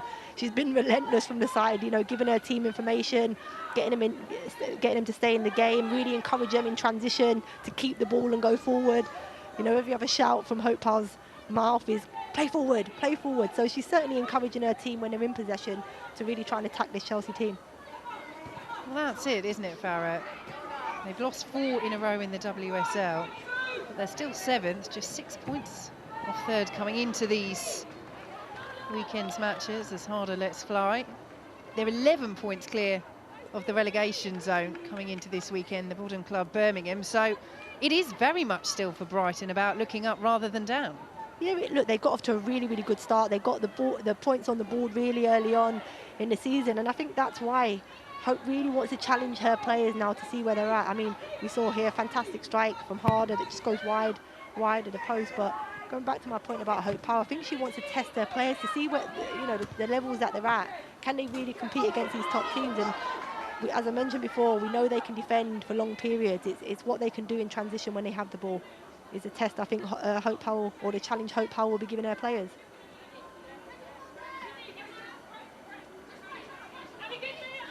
Well, she told us before this match, Hope Powell, that she wanted her side to take pride in their performance, and I think they certainly will be, as pressure from Whelan wins a corner for Brighton. Yeah, great little pass down the line from Letitia. She just lifts it over the Chelsea back line, and, you know, willing runner Whelan is, manages to win her team a corner. And look, we know Brighton can be dangerous from set pieces, and we know when they last scored against Chelsea, it was from a corner. Direct from a corner by Megan Connolly, who's over the ball now. That was last February. The set pieces have hurt Chelsea in the past. Can they do so again? And Elise delivery. Berger missed it, so did everybody else. Carter lets fly. Away by Jessie Fleming. And she's had very little in terms of goalmouth action to deal with, Ann-Katrin Berger, but there we see the difficulty for a goalkeeper when you have so little to do, keeping that concentration.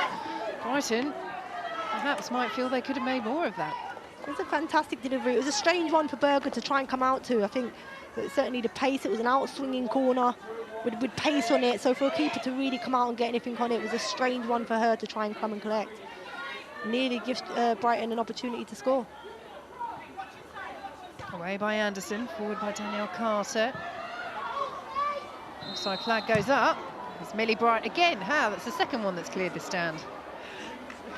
Millie Bright's going to go and do ball collection after the game. That's what you've got to do as a defender. If in doubt, get the ball out of the pitch, and she's done that on a couple of occasions. I hope you've not got a car in the car park. Not this side of the stand, anyway. Going back, here's the corner. It's an outswinger. I think just the pace on it, and with defenders in front of Berger, she can't really see where the ball's going. So for her to come, as I mentioned before, was a strange one, and she completely misses the ball.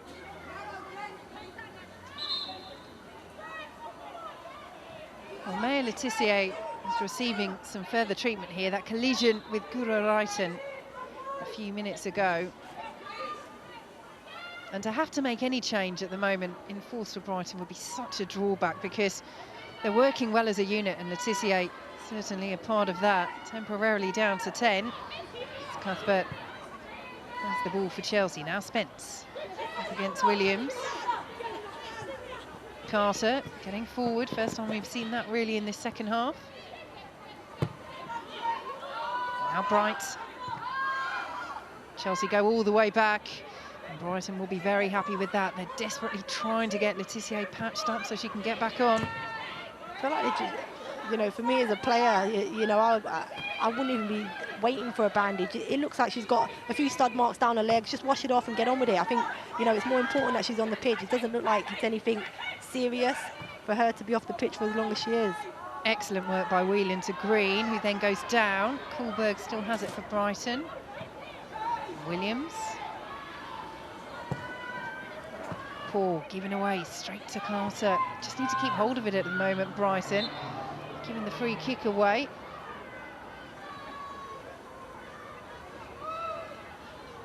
I think the idea was right from Williams, trying to play a pass down the line, but Chelsea intercept it. Yeah, a definite foul for me. And Fran Kirby, I think she just catches her foot. In this cold weather and your toes get stood on, they're not nice. Well, Letitia is back on, so Brighton back up to the full complement of players. ready to defend this Chelsea free kick.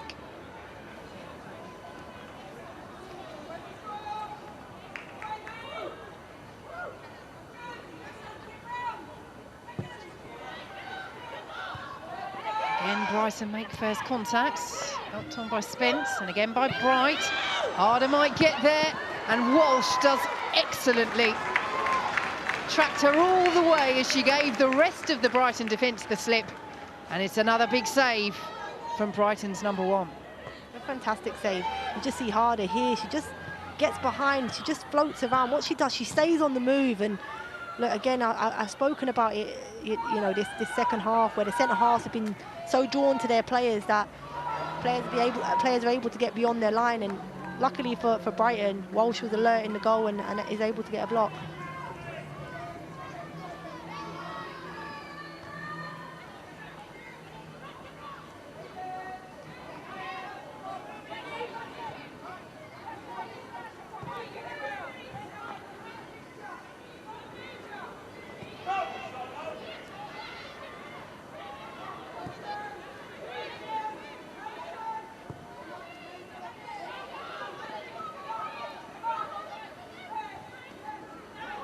Loose from now, and it's happened too many times for Chelsea in this match. Loose from Kirkdyke though, returning the favour. Yeah, Nawan's been really loose in her possession. I think that her quality on the ball this afternoon hasn't been up to the standards that, you know, knowing herself and Chelsea would expect from her. Right, and with the toe in, Connolly can't keep it away from Spence. Oh, she's still got it, Hope Powell. You never lose that touch, do you?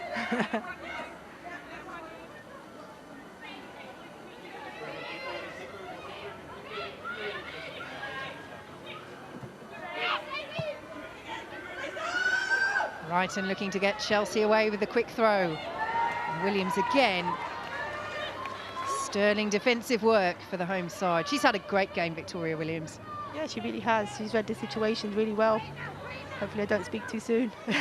Yeah, she's read situations really well. I think at times she doesn't have to go in as far with Frank Kirby, but it hasn't caused their team a problem at the moment. Goldberg under pressure, can't keep hold of it.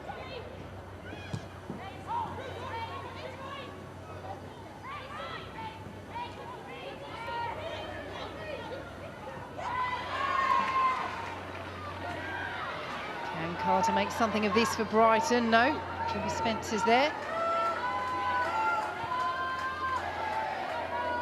Chelsea's longest serving player, Drew Spence, on 49 goals for the club. She scored once this season. That was off the bench against Manchester United early on in the campaign. Such a servant to the Blues.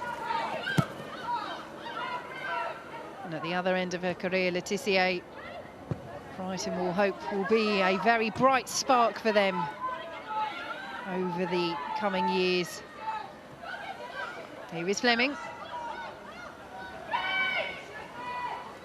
Try to find Kirby. Again, Laetitia, the 19-year-old, is there, but Chelsea sharp. Win it back. Brighton. Fleming.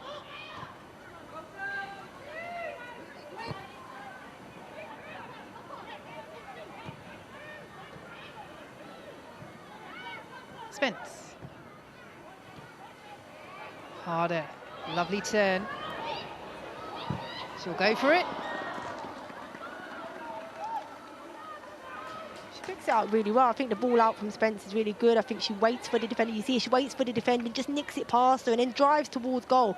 This is what I want to see of Harder, more of Harder in this half, but then the execution of the shot doesn't quite match the dribbling that she did prior to that.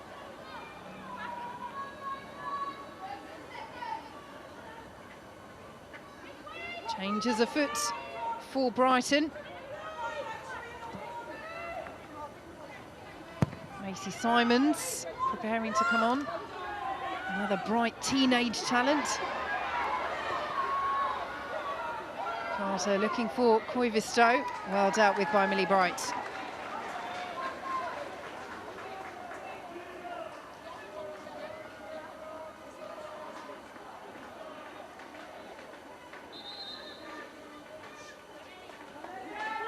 And before taking this throw, Brighton will make this change, and this is an interesting one. Kirkdyke, who, as we know, is struggling with an ongoing injury, but doesn't look to be struggling too much today, is replaced by Macy Simons. She's on the ball almost immediately. Brighton will clear it away, but we'll see how that affects their formation, but potentially a positive change in terms of an attacking sense for Hope Powell. They've got defending to do here, though, Brighton, and they do so well. Kuhlberg with the foot in. Miscue there, though, and Cuthbert will allow that to run for the Chelsea throw. Difficult when you've got to change, you know, your centre half during the game, and especially when Brighton centre half pairing have been really, really good this first 50, 60 minutes. They've been really good. So to disrupt that is going to be difficult for Brighton, and let's hope that Laetitia, who looks as if she's filling in at centre half here, is able to do just as good a job. Yes, that's where she played in their last match, Laetitia. In that back two.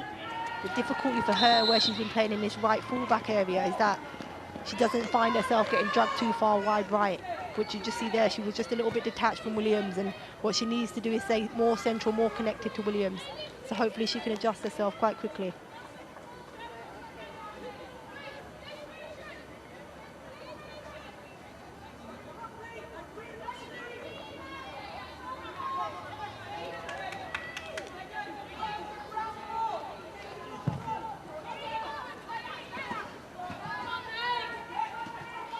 Straight out of play from Megan Walsh.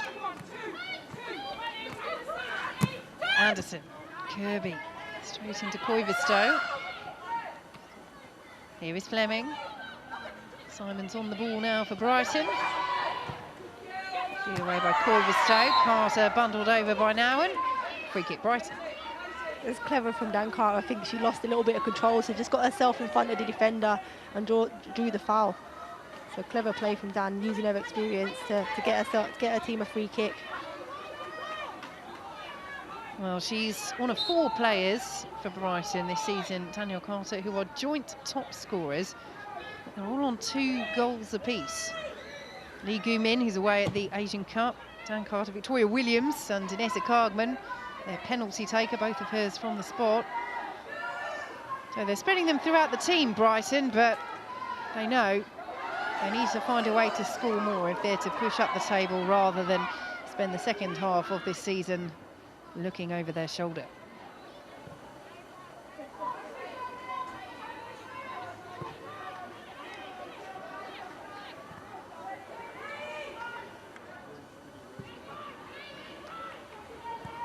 But the press from Brighton that we were talking about it in the first half, Farah, that often was just led by Cargman or Carter, it is more unified in this second half. Yeah, they're certainly trying to get themselves further up the pitch, pressing higher positions and try and get regains higher up the pitch rather than so deep and having to build from deep. Right, and very nicely worked this by Chelsea. Anderson. Saul Cuthbert. Spence looking for this 50th goal. Williams again makes the block, stabs it away from Kirby as well, and it's rattled off the bar.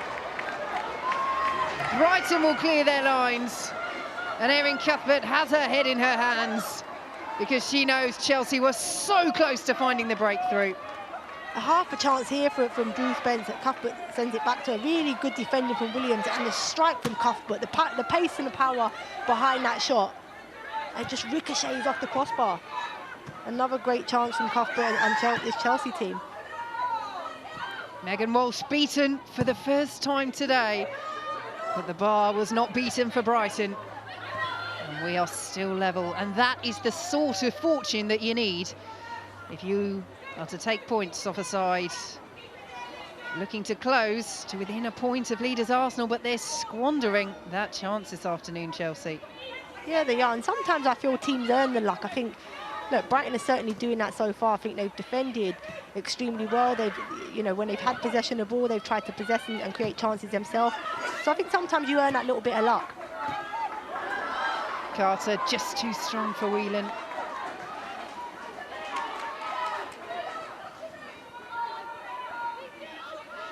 Here's the chance for Chelsea again. It's harder, just sends it. I thought it was a bit too far. Cuthbert brings it back into play, and half a chance there for Drew Spence. Brilliant defending from Williams to poke it away from Kirby, and then the hit from Cuthbert. I mean, if it wasn't for the crossbar, this is rippling the back of the net.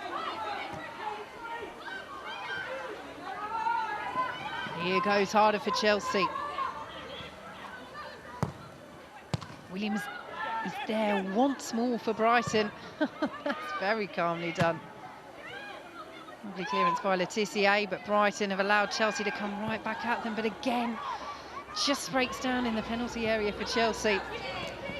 Brighton living a little dangerously.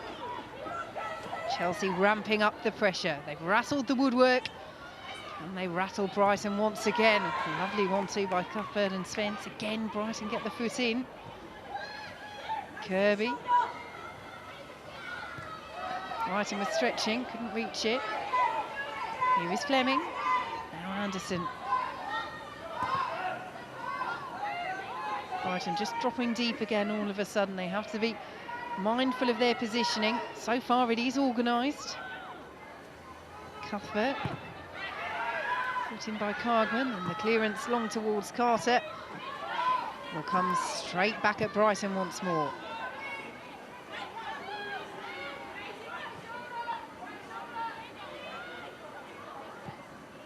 Spence. Carter's flick on. Williams missed the header. Laetitia is there. She's so calm for a 19-year-old, isn't she, Maya Laetitia? Yeah, she really is. She read the situation well. She knew she was under, you know, a press from Fan Kirby, and just cushions it down to Williams to just gain her team a little bit of possession here and have some ball. They haven't had the ball for a long while, so just to get some ball back would be nice for this Brighton team. There she is again with the clearance. She's slotted into that centre-half role, but has largely been playing at right back, Maya Laetitia, and is certainly aiming high. She says her ultimate aim is to be better than Lucy Bronze. Why try and be as good as somebody who is as good as Lucy Bronze? Dream of being better. Look, I think if you know, to be ambitious, you have to aim high, and you know that's not a bad thing for Laetitia to wanting to be better than certainly one of the best players that England have produced in Lucy Bronze. So Chelsea's first change of the match. You saw there, Niamh Charles is on for Guro Reiten. They are limited, Chelsea, just the 6 players amongst the substitutes. And chances for players now to take a break with Brighton having a player down on the halfway line. But if you were Emma Hayes, Farrah Williams, what would you be saying to your Chelsea chargers as Guro Reiten takes her seat amongst the substitutes? I think more of what I said earlier on, as they come out into the second half, I think the connection with Harder and Kirby centrally was really good. I think their movement was good with one short and one stretching in behind, and they got chances from that. I think they've got a little bit frustrated as the half's gone on and the goals haven't come. And with that, they've gone against that, and they're starting to play in wider areas again, which is making it quite comfortable for Brighton. So I would go back to more, can we run beyond this Brighton team, at least try and stretch them, get your better players in the pockets, and it might even be, you might have to drive into the box with the ball and get your shots away there. But certainly, look, they've got 20 minutes, to get themselves a goal, and there's enough quality within this Chelsea team to do that. They just need to stay patient and not allow themselves to get frustrated.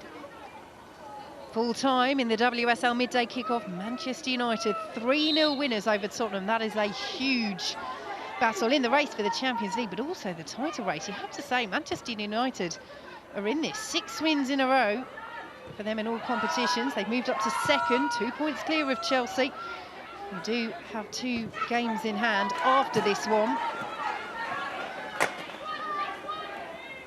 But you look at it, Farrah, I mean, from 5th to 1st, games in hands for certain teams, but just 6 points separating Manchester City in 5th and Arsenal in 1st. Would you say that top 5, Arsenal, Manchester United, Chelsea, Tottenham, Manchester City, are they all genuine title contenders? Do you include Tottenham in that as well?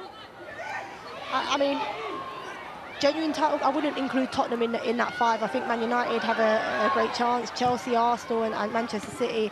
I think, look, Mark Skinner inherited a very good Manchester United team, and what he's been able to do now is have his philosophy on that. Chelsea coming forward, Anderson.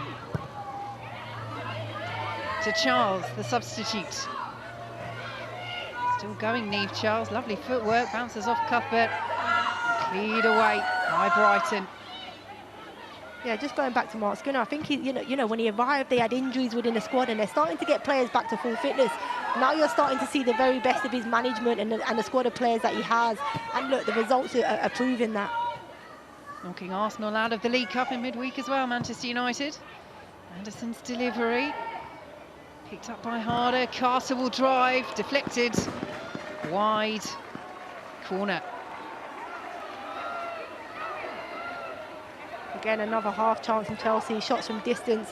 Emma Hayes doesn't look too pleased with the way in which her team are performing at the moment. Well, she knows this is a huge weekend in the context of that title race. Arsenal against Manchester City to come. Manchester United winning. Cuthbert's delivery. Charles is there. And the header is wide once more for Chelsea. Yeah, another free header, but I just think the distance in which they're trying to, you know, generate power from these headers around the penalty spot is quite difficult, with lots of bodies in and around them. Yeah, a chance for Chelsea, but I wouldn't say it's anything clear-cut.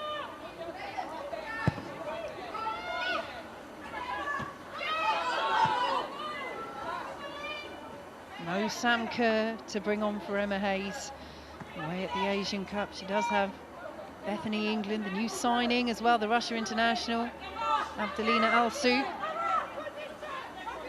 There is Bethany England. Will we see her shortly? She came off the bench in October against Brighton. That was to wrap up a 3-1 victory. Chelsea needs someone to break the deadlock. She could be somebody that could make the difference within this game. I think her strengths are to get beyond, you know, defenders, and I think that's what Chelsea are crying out for. Somebody that's willing to run and do the ugly work without the ball. Ball clearance by Berger almost played them into trouble. Cuthbert there ahead of Kuhlberg. Does well to win the throw, but that was half a chance for Brighton. Yeah, they're not just defending this Chelsea team. I actually, and I mentioned that, and I think that's the challenge Hope Powell's given her players, that when they do have the ball, can we really challenge ourselves to take the game to Chelsea and try and build and create something against them? And look, they've given Chelsea a few scares at times. Miscue from Millie Bright, wins the header. And the blue and white shirts all of a sudden are streaming forward. Here is Macy Simons. And the groan around us will tell you what another wasted opportunity that was. Yeah, really wasted. Really good play from Brighton. They managed to get a switch through the middle out to Simons on this right-hand side with lots of times, and you can see it here. Berger's going to... Yeah, Berger's, from a goal kick, gives the ball away. And this sums up Chelsea's afternoon. I think there's been lots of unforced errors from this Chelsea team, sloppy in their possession. And we heard Emma Hayes say in midweek against West Ham, they had, you know, similar individual performances that were like that. Again here, Anderson giving the ball away, you know, in a really poor area. So Emma Hayes won't be happy with this. Brighton might be happy here if they can find a way through. Carter to Simons. Back to Carter. And Berger was in exactly the right place at the right time. Such intelligent play by Carter. And neither player pulling out of that one. Charles and Letitia both down. And both might need treatment here. That was full-blooded from both players. Yeah, it looked like a nasty one there. Full pelt into each other, collision in the middle of the park. But going back to Dan Carter's chance, she tried to use the pace of the cross at the near post and just gets a slight touch. I mean, well read from Berger at the near post, who collects it and tries to set her team away on the counter-attack. And that's where we saw the collision in the middle of the park. Well, Letitia is already up to her feet. Niamh Charles is going to require a little more treatment. We'll see it here. Great throw from Berger. And look, Maya Letitia, she has to go for it. She's gone with her head. Neither of them have made contact with the ball and they collided into each other. Going back, when we speak about Maya Letitia, you mentioned before, you know, she wanted to be better than Lucy Bronze, and that's the type of, you know, thing that Lucy Bronze would do. And here's the chance here. Dan Carter winning the ball back again from sloppy play from Chelsea. She just uses the pace here. She gets herself in a good position, tries to use the pace of Simon's cross, but there wasn't enough on it. But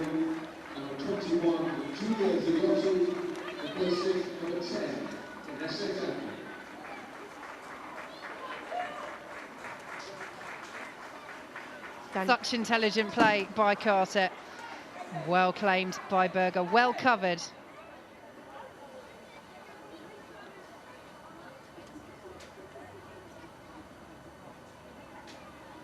Well, Brighton have made a substitution as Charles is up to her feet, and it's their second new signing of the transfer window. The fellow Sweden international, along with Emma Kullberg, Julia Zigiotti, arrived this month after leaving the Swedish runners-up and the Swedish Cup winners from last season, Häcken. Second appearance for Brighton. She replaces Inessa Kargman.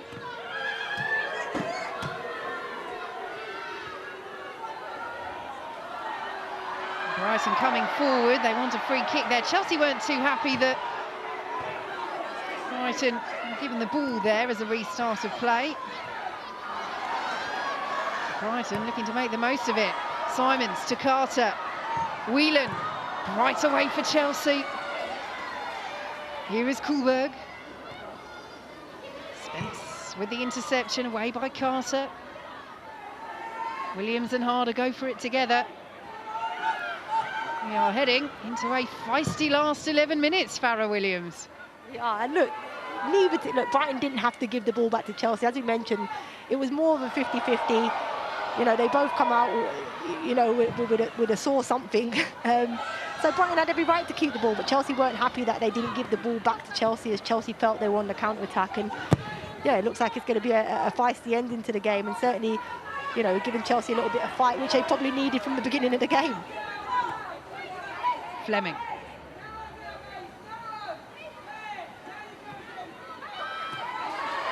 Well intercepted by Koivisto. Kirby wins it back. Here is Charles. Saw Cuthbert, so did Kullberg. Cuthbert's tenacity earns her the opportunity over the bar.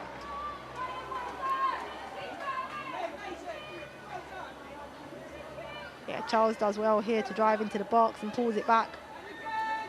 He thought Cuthbert had lost the chance, but she, look, as you mentioned, the tenacity of Cuthbert gets her that ball back, and she just rushes it. I think this is what Chelsea have been in that final third. At times they've showed composure with not much quality, but in other times they've just been erratic and very rushed with their decision making. Bethany England ready and waiting to come on for Chelsea as we enter the final 10 minutes. Brighton 0, Chelsea 0 it remains.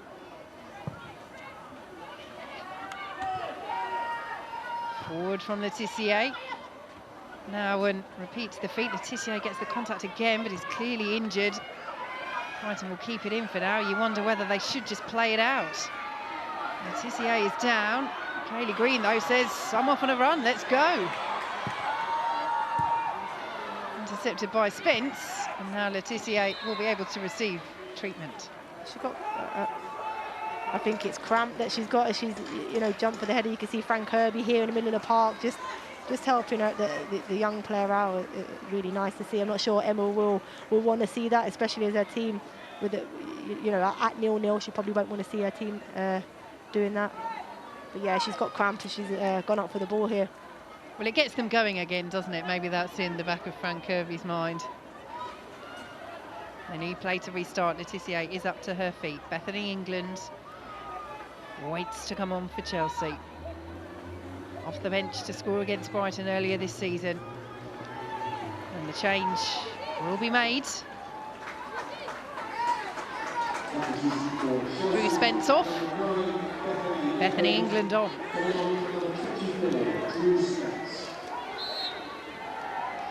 What will she bring to Chelsea in these last few minutes, Farrah? I just think she's more direct. She's different to the Chelsea striker. She's not somebody that's going to want to keep coming to feet and showing, you know, feet. She won't mind, you know, turning this Brighton back line and running against them and running balls that you probably think are going to run out of play. She'll run every ball down, and she'll get herself inside the box, which is what I think Chelsea need. They need a target inside the box. Brighton have targets in the box themselves. And Berger, the tallest target of them all for Chelsea. Looking to spring the quick counter. Good foot in by Green. Kirby comes away with it. Here is Fleming, who with Spence off will sit in this deeper central role. Nowen. Williams is there again. Cuthbert. Bobbles out to Charles. Cuthbert. Strong header away. Letitia urges her teammates to hold that high defensive line outside their penalty area. Carter. Here is Millie Bright. We'll be getting your player of the match shortly, Farrah Williams.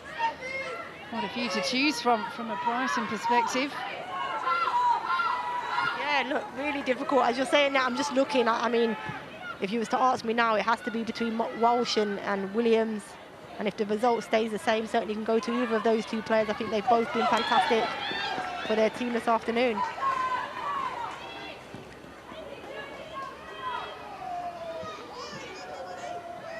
Well, they are in action again this week, Chelsea, on the BBC Red Button.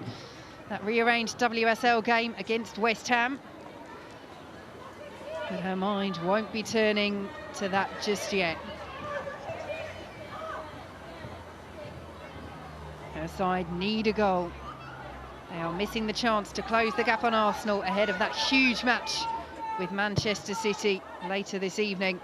And knowing that Manchester United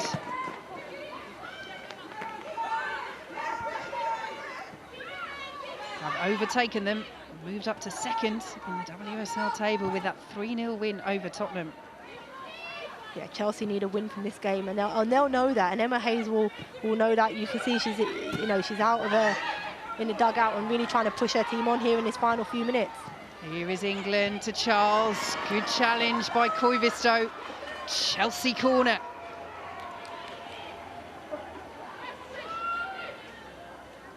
I think they need a good delivery here. I think they need to put it into the box with a bit of pace on it and get the likes of Millie Bright and England really attacking the ball.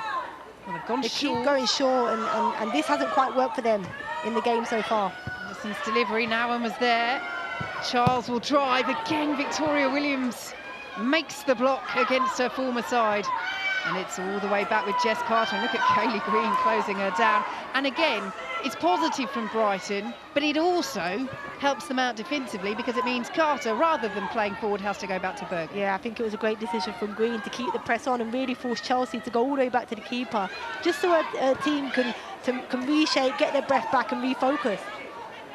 Here is Harder as Chelsea push late on.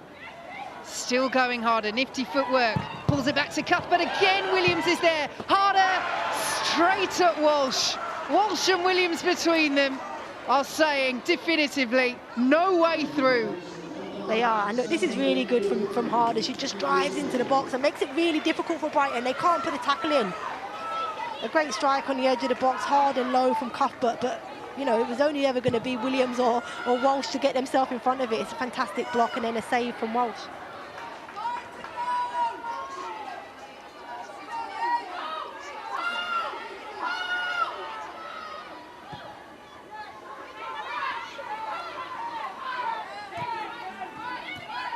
Charles to Harder. The waves of Chelsea pressure once more. England, what a save by Megan Walsh. Williams away. Anderson back in for Chelsea. Connolly wins the header. Miscue from Charles. Wheeling there for Brighton. Simons with the clearance. Nowen wins it from Carter. And the throw will go Brighton's way.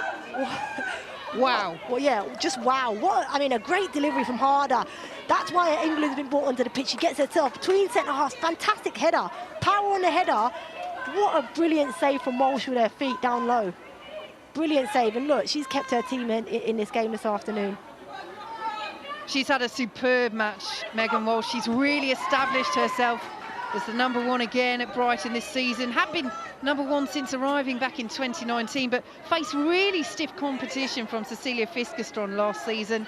Largely kept her at bay, but says Megan Walsh that competition really pushed her on as a goalkeeper. And Farrah Williams, she's your player of the match. Yeah, look, it was a tough one. I think between Walsh and Williams, I think the performances from both of them have been fantastic. But I just think she's really, you know, she's had 3 or 4 match-winning saves for her team. She's been fantastic.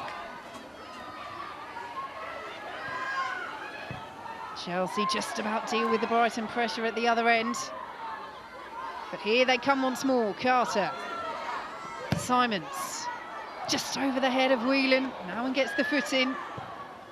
Cuthbert clears away. England up against Letitia. Letitia, well, she was anticipating that foul, wasn't she? Made a grab for the ball. It's gone down again.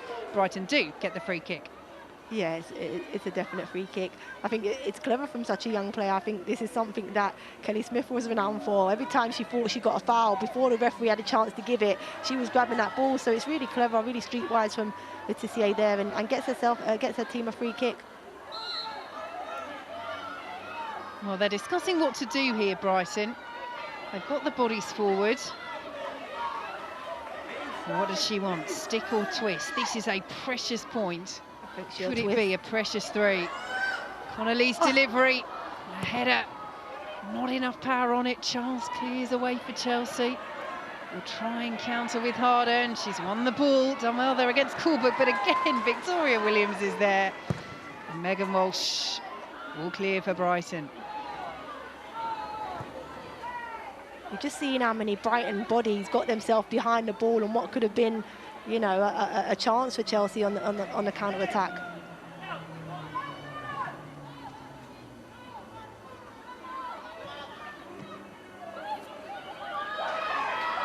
And Brighton pick it up with Carter. Berger. Goodness me. Well, I was going to say, she's never catching Berger off a line from there, but she almost caught out the Chelsea goalkeeper anyway. I thought the exact, as Dan Carter's hit from, what, 40 yards, I was thinking, there's no way this is going to trouble Berger, but, you know, Berger made, I don't know whether there was some dipping, you can't see from up here, whether there was some dip on that strike and made it difficult for Berger. She certainly made it look that way. With the control. Forward to Charles. Cuthbert, nice turn. Away by Brighton. As we enter 5 minutes of added time. Carter's delivery, England is up there again. Charles has it for Chelsea again. Walsh makes a vital save. And Brighton clear away to safety. And now they can counter. It's Carter. It's Simons. It's Cuthbert with the foot in. It's Charles. Cuthbert once more. And Brighton clear. Emma Hayes is getting involved, getting Chelsea on the move again quickly. This last 10 minutes has really been the most exciting part of the game. You know, it's end to end, there's chances, there's blocks, there's mistakes, there's managers out of the dugout. It's fantastic to watch this, you know, this final 10 minutes of the game. Harder. Blocked again by Brighton. Millie Bright. Carter. Harder once more. Just the loose touch that allows Coolberg to shepherd it behind. I think that sums up Chelsea's afternoon. I think you see here with Hard. Well, this is Dan Carter's chance. It just looks as if it dips right at the last minute, right in front of Berger. She hits. You see here, great connection from Dan, and just as it's going towards goals, it dips right at the last minute and makes it really difficult for Berger. Well, she's come the closest, Danielle Carter, but she won't be on the score sheet this afternoon. She is replaced by Ellie Brazil, but a big hug from her manager, Hope Powell, there. Yeah, and a really big performance from Dan Carter, and especially in the second half. She really found herself involved. She got her team up the park. I think she carried the ball really well. You see the work rate off the ball, and if you're going to get your team anything against this Chelsea team, you need everybody to work hard, and that's something that Dan Carter did for 90 minutes this afternoon. The 90 minutes are gone. We're almost halfway through the 5 of added time. Forward from Letitia. Anderson wasn't sure. Now and rather cleared it into Anderson and Simons together. And now Harder up against Williams. Has Kirby in the centre. Is there to be a late goal for Chelsea? England to Kirby. England once more. Cuthbert slightly loose. Chelsea will keep it with Anderson. Here is Millie Bright. And now Carter. Kirby. Carter. Corner.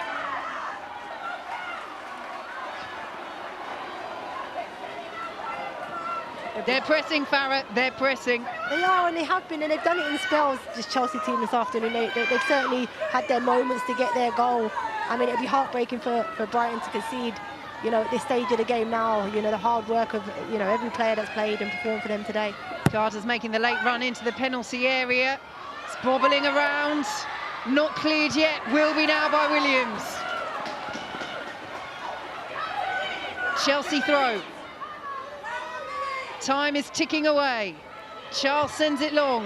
Behind by Koivisto for another Chelsea corner. Would you send up Ann-Katrin Berger, Farah Williams? Look, I think it's important that Chelsea pick up 3 points if they want to keep themselves in the title race. I mean, there's no harm in there going up. There's no Brighton players, you know, on the halfway line. They're all defending the box, so there'd be no harm. Cuthbert's delivery, and Walsh claims and underlines her status as player of the match. Yeah, it's a great take from Walsh. I think the delivery was from Cuthbert, you know, all afternoon. I'm not sure her deliveries have been, you know, what we expect from Cuthbert. You know, how often do we see Cuthbert's deliveries from set pieces be so important to this Chelsea team? Zighiotti to Simons. Is there to be a late chance for Brighton? Intercepted by Anderson. They had the blue and white shirts forward. Now they're having to get back harder. Williams is there once more. England makes the run through the middle. Good pressure by Williams on Harder. Carter now. Surely now or never for Chelsea. Kirby. Carter. Anderson. They're waiting in the area. Walsh gets something on it, and the whistle has gone. Chelsea can't pull the trigger anyway. But the bravery of Megan Walsh and her Brighton defence once more looks to have secured this point for Brighton. Yeah, it was really brave. I think it's Laetitia in there with Walsh. Both of them so determined for this ball to not go in the back of the net. It looks as if Laetitia got hurt and in amongst it here. Yeah, she took a clatter from the keeper. Walsh was going for everybody there. She punched through the ball and anybody that was in front of her. Fantastic piece of goalkeeping. I think Chelsea wasted chances. They overplayed in and around the box. There was chances and opportunities for them to get a shot away, and they didn't take the opportunities presented to them. We've played the 5 minutes minimum added time. Over the head of Bethany England. Koivisto is there. England gets a foot in. Away by Laetitia. Bounces off the Chelsea dugout. And still, we play on. She knows. They are so close. 6 defeats in a row in all competitions. They are seconds away from ending that sequence.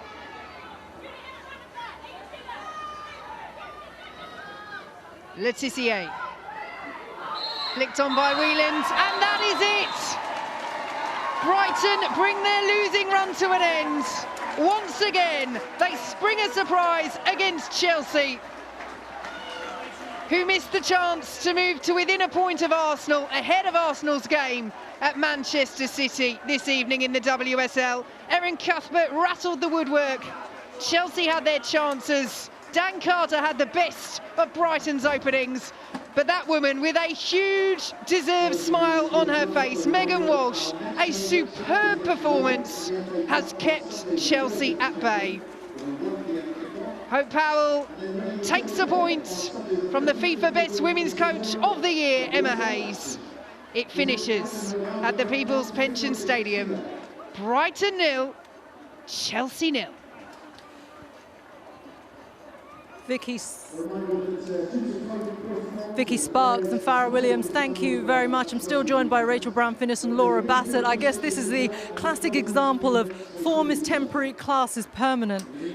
Hope Powell has really turned this one around, hasn't she? Her team, Brighton, was so well drilled today, and they sucked up so much pressure, but their organisation, their ability to bank up, soak up that pressure, last-ditch defending, and a brilliant performance from Megan Walsh there are what have earned that really well-deserved and hard-fought point for, as you said, long-serving, and two pioneers of women's game, Hope Powell and Emma Hayes, in their strategy, in their direction, and what they've done for women's football. It's great to see them battling out today. It was, wasn't it? You can see all the fist bumps for Megan Walsh. You mentioned her there. Incredible performance from her today, keeping that Chelsea attack at bay.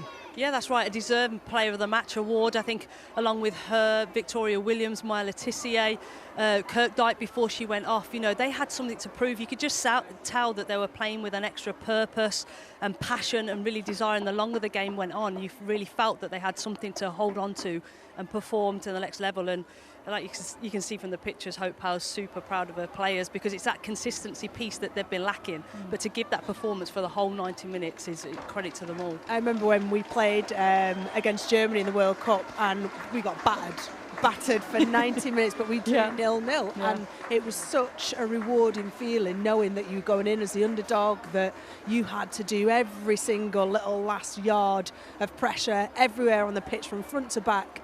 And I understand how that must feel for those Brighton players. Typical though, two teams who've not had a draw this season. What have we got? A 0-0 draw. A 0-0 draw, exactly. Yeah, Hope Powell there. There was, of course, concerns over whether she'd even be in the dugout today. I suppose, do you feel that her presence here did make the difference? Because in a big game like this, that's what you need. You need your leader out there.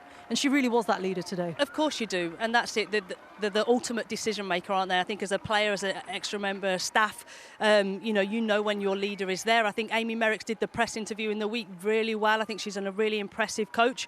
But I think, like you say, to have Hope Powell there with all the experience, and all credit to Brighton. I think this time last year they had 9 points after 12 games, but now they've got 16. That's huge. So however the narrative and however they've got there, they're in a much better position than this time last year. So big thumbs up. Yeah, absolutely. In terms of positions, though, for Chelsea, this is a tough one to take, isn't it? Because they really needed to kick on in the domestic league now. They did, and with Arsenal having a little wobble in form, it was a chance to catch up because Arsenal, is still leading in the table. And this, as we mentioned previously, with the Champions League being out of the question now for Chelsea this season, this is the one.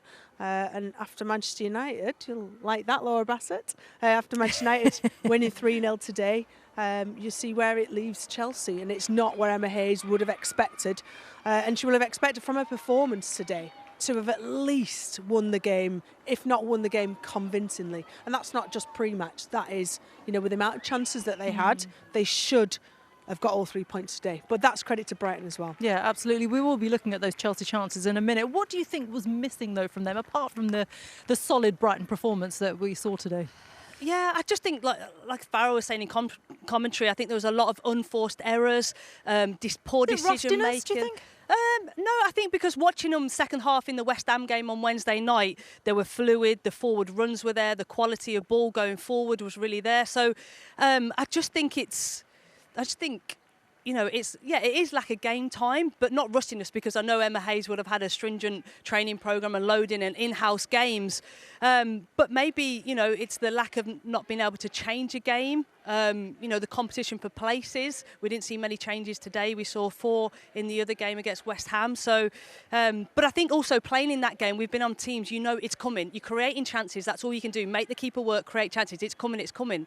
And, maybe they haven't been in these types of games where the goal doesn't come. You have that much belief in each other that it doesn't come. And as well, when a team's up against you, when they're roughing you up, when you don't get a second really breathing space, and you know that you feel like a game's just not going your way, they're getting block after block in goal line clearances. Sometimes, you slump a little bit, and don't expect that from a Chelsea side. Yeah. Okay, well, Chelsea did have their chances to go ahead. They just didn't take them, did they? No, today they weren't clinical enough. Simple as that. Of course, they're going to be missing Sam Kerr, who's away at the Asian Cup. Fran Kirby was in that number 9 role, and his blocks there. Missing a partner, wasn't she, today? She was, and you're right. I think from what Bass was just saying, they overplayed, too many forced errors, you know, they weren't clinical, and I think sometimes individuals were trying to make the difference rather than those synchronised movements. Yeah, that's right, and I think they were looking for that perfect goal. I think the goals that they scored the other night, you know, was from direct play, but what happened today is you put the ball in the box from direct play, but you've got Maya Letizia, you've got Victoria Williams and a superb goalkeeper, so that maybe they just didn't find the way to win and find the way to break Brighton down. That Frank Kirby chance in the first half, the one where she's through on goal, Megan Walsh stood big and made that save. You'd expect that to be 1-0 going in at half-time, and then that header from Beth England, I mean, that is atypical Beth England. You would have expected that to go in the back of the net. It was one of those days. Yeah, it was one of those days, and Erin Cuthbert had one of those days as well, hitting the bar with this effort. Yeah, this was pile driver, wasn't it, this one? It's at the second phase of it. The ball, as it's crossed to that back post, it's kind of, Erin Cuthbert had a pretty quiet day, if I'm being honest, in the influence that she's had. But this is its setback. She hits it. You can hear, it's audible, isn't it, the rattle of the crossbar there. To be fair, she worked hard, but again, I think there's a little touch there from Megan Walsh when we're seeing it on the replays. Maybe or not, but I'll take that as a goalkeeper. Take that. If someone was saying you got a touch on that, I'd take that. Okay, well, you know what? She did put in a fantastic player of the match performance, didn't she? Megan Walsh is now catching up with Kelly Summers. Megan, what's a performance? How much do you feel that you and the team deserved that point? Oh, definitely. You know, we've been working hard, especially after the last few results. We needed a big performance, and that showed today that we are capable of it. As you walked over here to me, you said, wow, I'm so tired. You worked so hard in that game, particularly that save from Beth England at the end was magnificent. Talk us through it from your point of view. I just saw the cross coming in and I thought, get round, get in position and hope it's near me so I can just throw anything at it. Looking at your performance overall, that wasn't the only save you made. What have your teammates just said to you there? Because they must be very thankful to you. Yeah, just well done. You know, I'm only doing my bit for the team and I'm just grateful everyone in front of me was doing their bit today. And it showed by the result. You came into this on the back of a bit of a tricky run of form with 6 defeats in all competitions. How big a performance was that in the light of that, and how much of a turning point do you think this can be? Yeah, definitely. You know, we've seen last year that you can turn things round, and we needed that today. We just stuck together. We have stuck together throughout the defeats, and it showed that what we can produce. Well, congratulations, you're the player of the match. We've got a goalkeeper in the studio as well, Rachel Brown-Finnis. Very impressed. Well done. Thank you. Cheers. From Megan Walsh to Hope Powell, who joins us now. Hope, it was mentioned in there that, you know, a run of 6 defeats in a row, it's been a difficult time, but of course, as Megan just said there, it is possible to turn that around. Your team did that today. How proud are you of the performance? Yeah, really proud. As you said, it's been really difficult, but credit to the girls. I mean, it isn't through lack of effort. You know, they work really, really hard, and to come away with a point today from a very, very good Chelsea side, we're absolutely delighted. How did you turn that round? What was happening in the last few weeks? We were trying to work it out, and what did you do today that was different? I just think it comes down to a bit of hard work, some honesty. The girls are very honest. They weren't certainly satisfied last week with their performances. We do some things very, very well, and other things we sort of fall by the wayside. So we tried to talk about a little bit of consistency, a little bit of pride in the badge, and I think today they showed that. Hope, what were the key objectives? What were kind of like the words that you had? Okay, how did you? Yeah, I think it was more about, you know, a bit of pride, performance. You know, it's going to be a fight. It won't be pretty, and you've got to rise to the challenge. And I think they did that pretty well today. I think you've got Arsenal next week, haven't you? Oh dear. What positive, you know, lessons do you come from today and take into next? I think it shows on our day when everybody's on it, we can compete. I mean, you know, if you look at ball possession, we know they're going to have more of the ball than we did. But so long as we try and remain organised, focused and work for each other, you give yourself the best possible chance, and I think we did that today. Finding the back of the net, Hope, has been difficult in the last few weeks. Danielle Carter did have a few opportunities today. We're going to take a look at them. Talk us through these, if you could. If I can remember. If you can remember. The adrenaline pumping in that. I think you have to give credit for Dan's work rate and movement. She's been brought into the side to score goals, and she's not afraid to have a go. I think she brings other players into play quite well, and basically still stays alive, and a little bit unlucky with that effort, I think. But gets in and around the box, you know, a bit of a poacher. On that occasion, it perhaps didn't work. This one nearly caught out Ann Katrin Berger from distance. Why not? Yeah, why not? Although probably the better pass, the easier pass would have been late in front of Julia, but I would never ever criticise a player for having a go and shooting, and she trusts her ability, so why not? Yeah, very experienced player as well. Good to have in your ranks as well. Well done today, Hope. I know it's been, like I say, it's been a difficult time, but you've turned it around. Hopefully onwards and upwards for the rest of the season. We hope so. Thank you very much. Thank you very much, Hope. Well, now we can hear from your counterpart, actually. Emma Hayes is catching up with Kelly Summers. Emma, from your point of view, how frustrating was that? I thought we played well. I did. I thought we created chances, but you can't create the chances we did, and you've got to put them away. And that's the difference, is that from one-on-ones, hitting the bar, I thought we had great situations and didn't execute, and that's why it's a point rather than 3. Did you also find yourself up against a goalkeeper very much in form in Megan Walsh? Yeah, I mean, fair play to her, but I think you've got to put the chances away. Your ball goes in the box, your centre forward's got to score that. I think Erin missed a quality chance. We're 1v1 in the first half, you've got to score. That's what our players are disappointed with, because they know for us they're clear-cut chances. Yeah, the Beth England chance at the end. We saw every substitute, everyone on the bench with their head in their hands. Any other day she scores that, doesn't she? Yeah, I mean, look, well played to Brighton. But we've come here before and not played as well as that. I thought we played well today without having, like I said, that if the chance goes in from the first half dominance, I think it's a different outcome. But a team like Brighton grows in confidence, they're in the game, and, that's fair play to them. We spoke about it before the game, the fact that this is the opportunity really to put pressure on Arsenal. How big a missed opportunity is this? I think these are weird times. I think this is COVID times. I think it's a wide open race. I think I felt that all along, and I know all the other teams feel the same way about that. So, we don't know yet if it's a point gain or 2 dropped, but it is what it is, and got a game to prepare for on Wednesday. Stay positive about it. Best of luck on Wednesday, Emma. Thanks. Thank you. Cheers. Yeah, Emma Hayes speaking to Kelly Summers there. She says we don't know if it's a point gain or 2 points dropped. What do you make of that? It feels like it's 2 points dropped for this one. Yeah, I think so, just because of the way they dominated the ball, the chances created.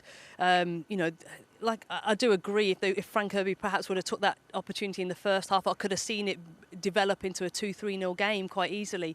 But you're right, but this league is being crazy at the minute with the results. You can't call any, so I do understand why she has thrown that comment in. And with COVID as well, it really did disrupt their preparations in the league as well, didn't it? So there's a lot to work on, isn't there? I agree. It's an odd season. As you said, disruptions, 2 FA Cups being played in the same season. The transfer window's still open, so we don't know what teams are going to do. The Asian Cup being of some prominence, to more teams than others with regards to players being away from that. So it is an odd season, but you've just literally got to live in the moment, and she's got to prepare her team to do a job on Wednesday. We know you've got an vested interest in Manchester United, Laura. They've gone up into 2nd now. Could it stay that way, or do Chelsea have more in their ranks? No, I think there's still a hell of a long way to go, and plenty of plot twists and turns along the way. But for Manchester United, that was a great result, huge result. People are saying, playing against Tottenham, who's going to go for that potential 4th, 3rd place. So battle's on for Champions League football, isn't it? Certainly looks like it. It certainly is. It always is, isn't it? Very exciting. Well, you know what? It's been great to have your company, Rachel and Laura. Laura, I know you're back in the commentary box on Wednesday, aren't you, for that rearranged fixture that Chelsea have with West Ham. So that London derby is on the red button. But I tell you what, Laura and I have a double shift today. We're going to hot-foot it to the studio for the women's football show. You can have a rest.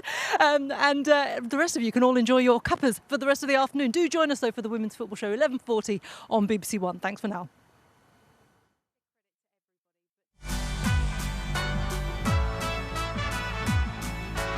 To stretch Chelsea here as Carter goes for goal.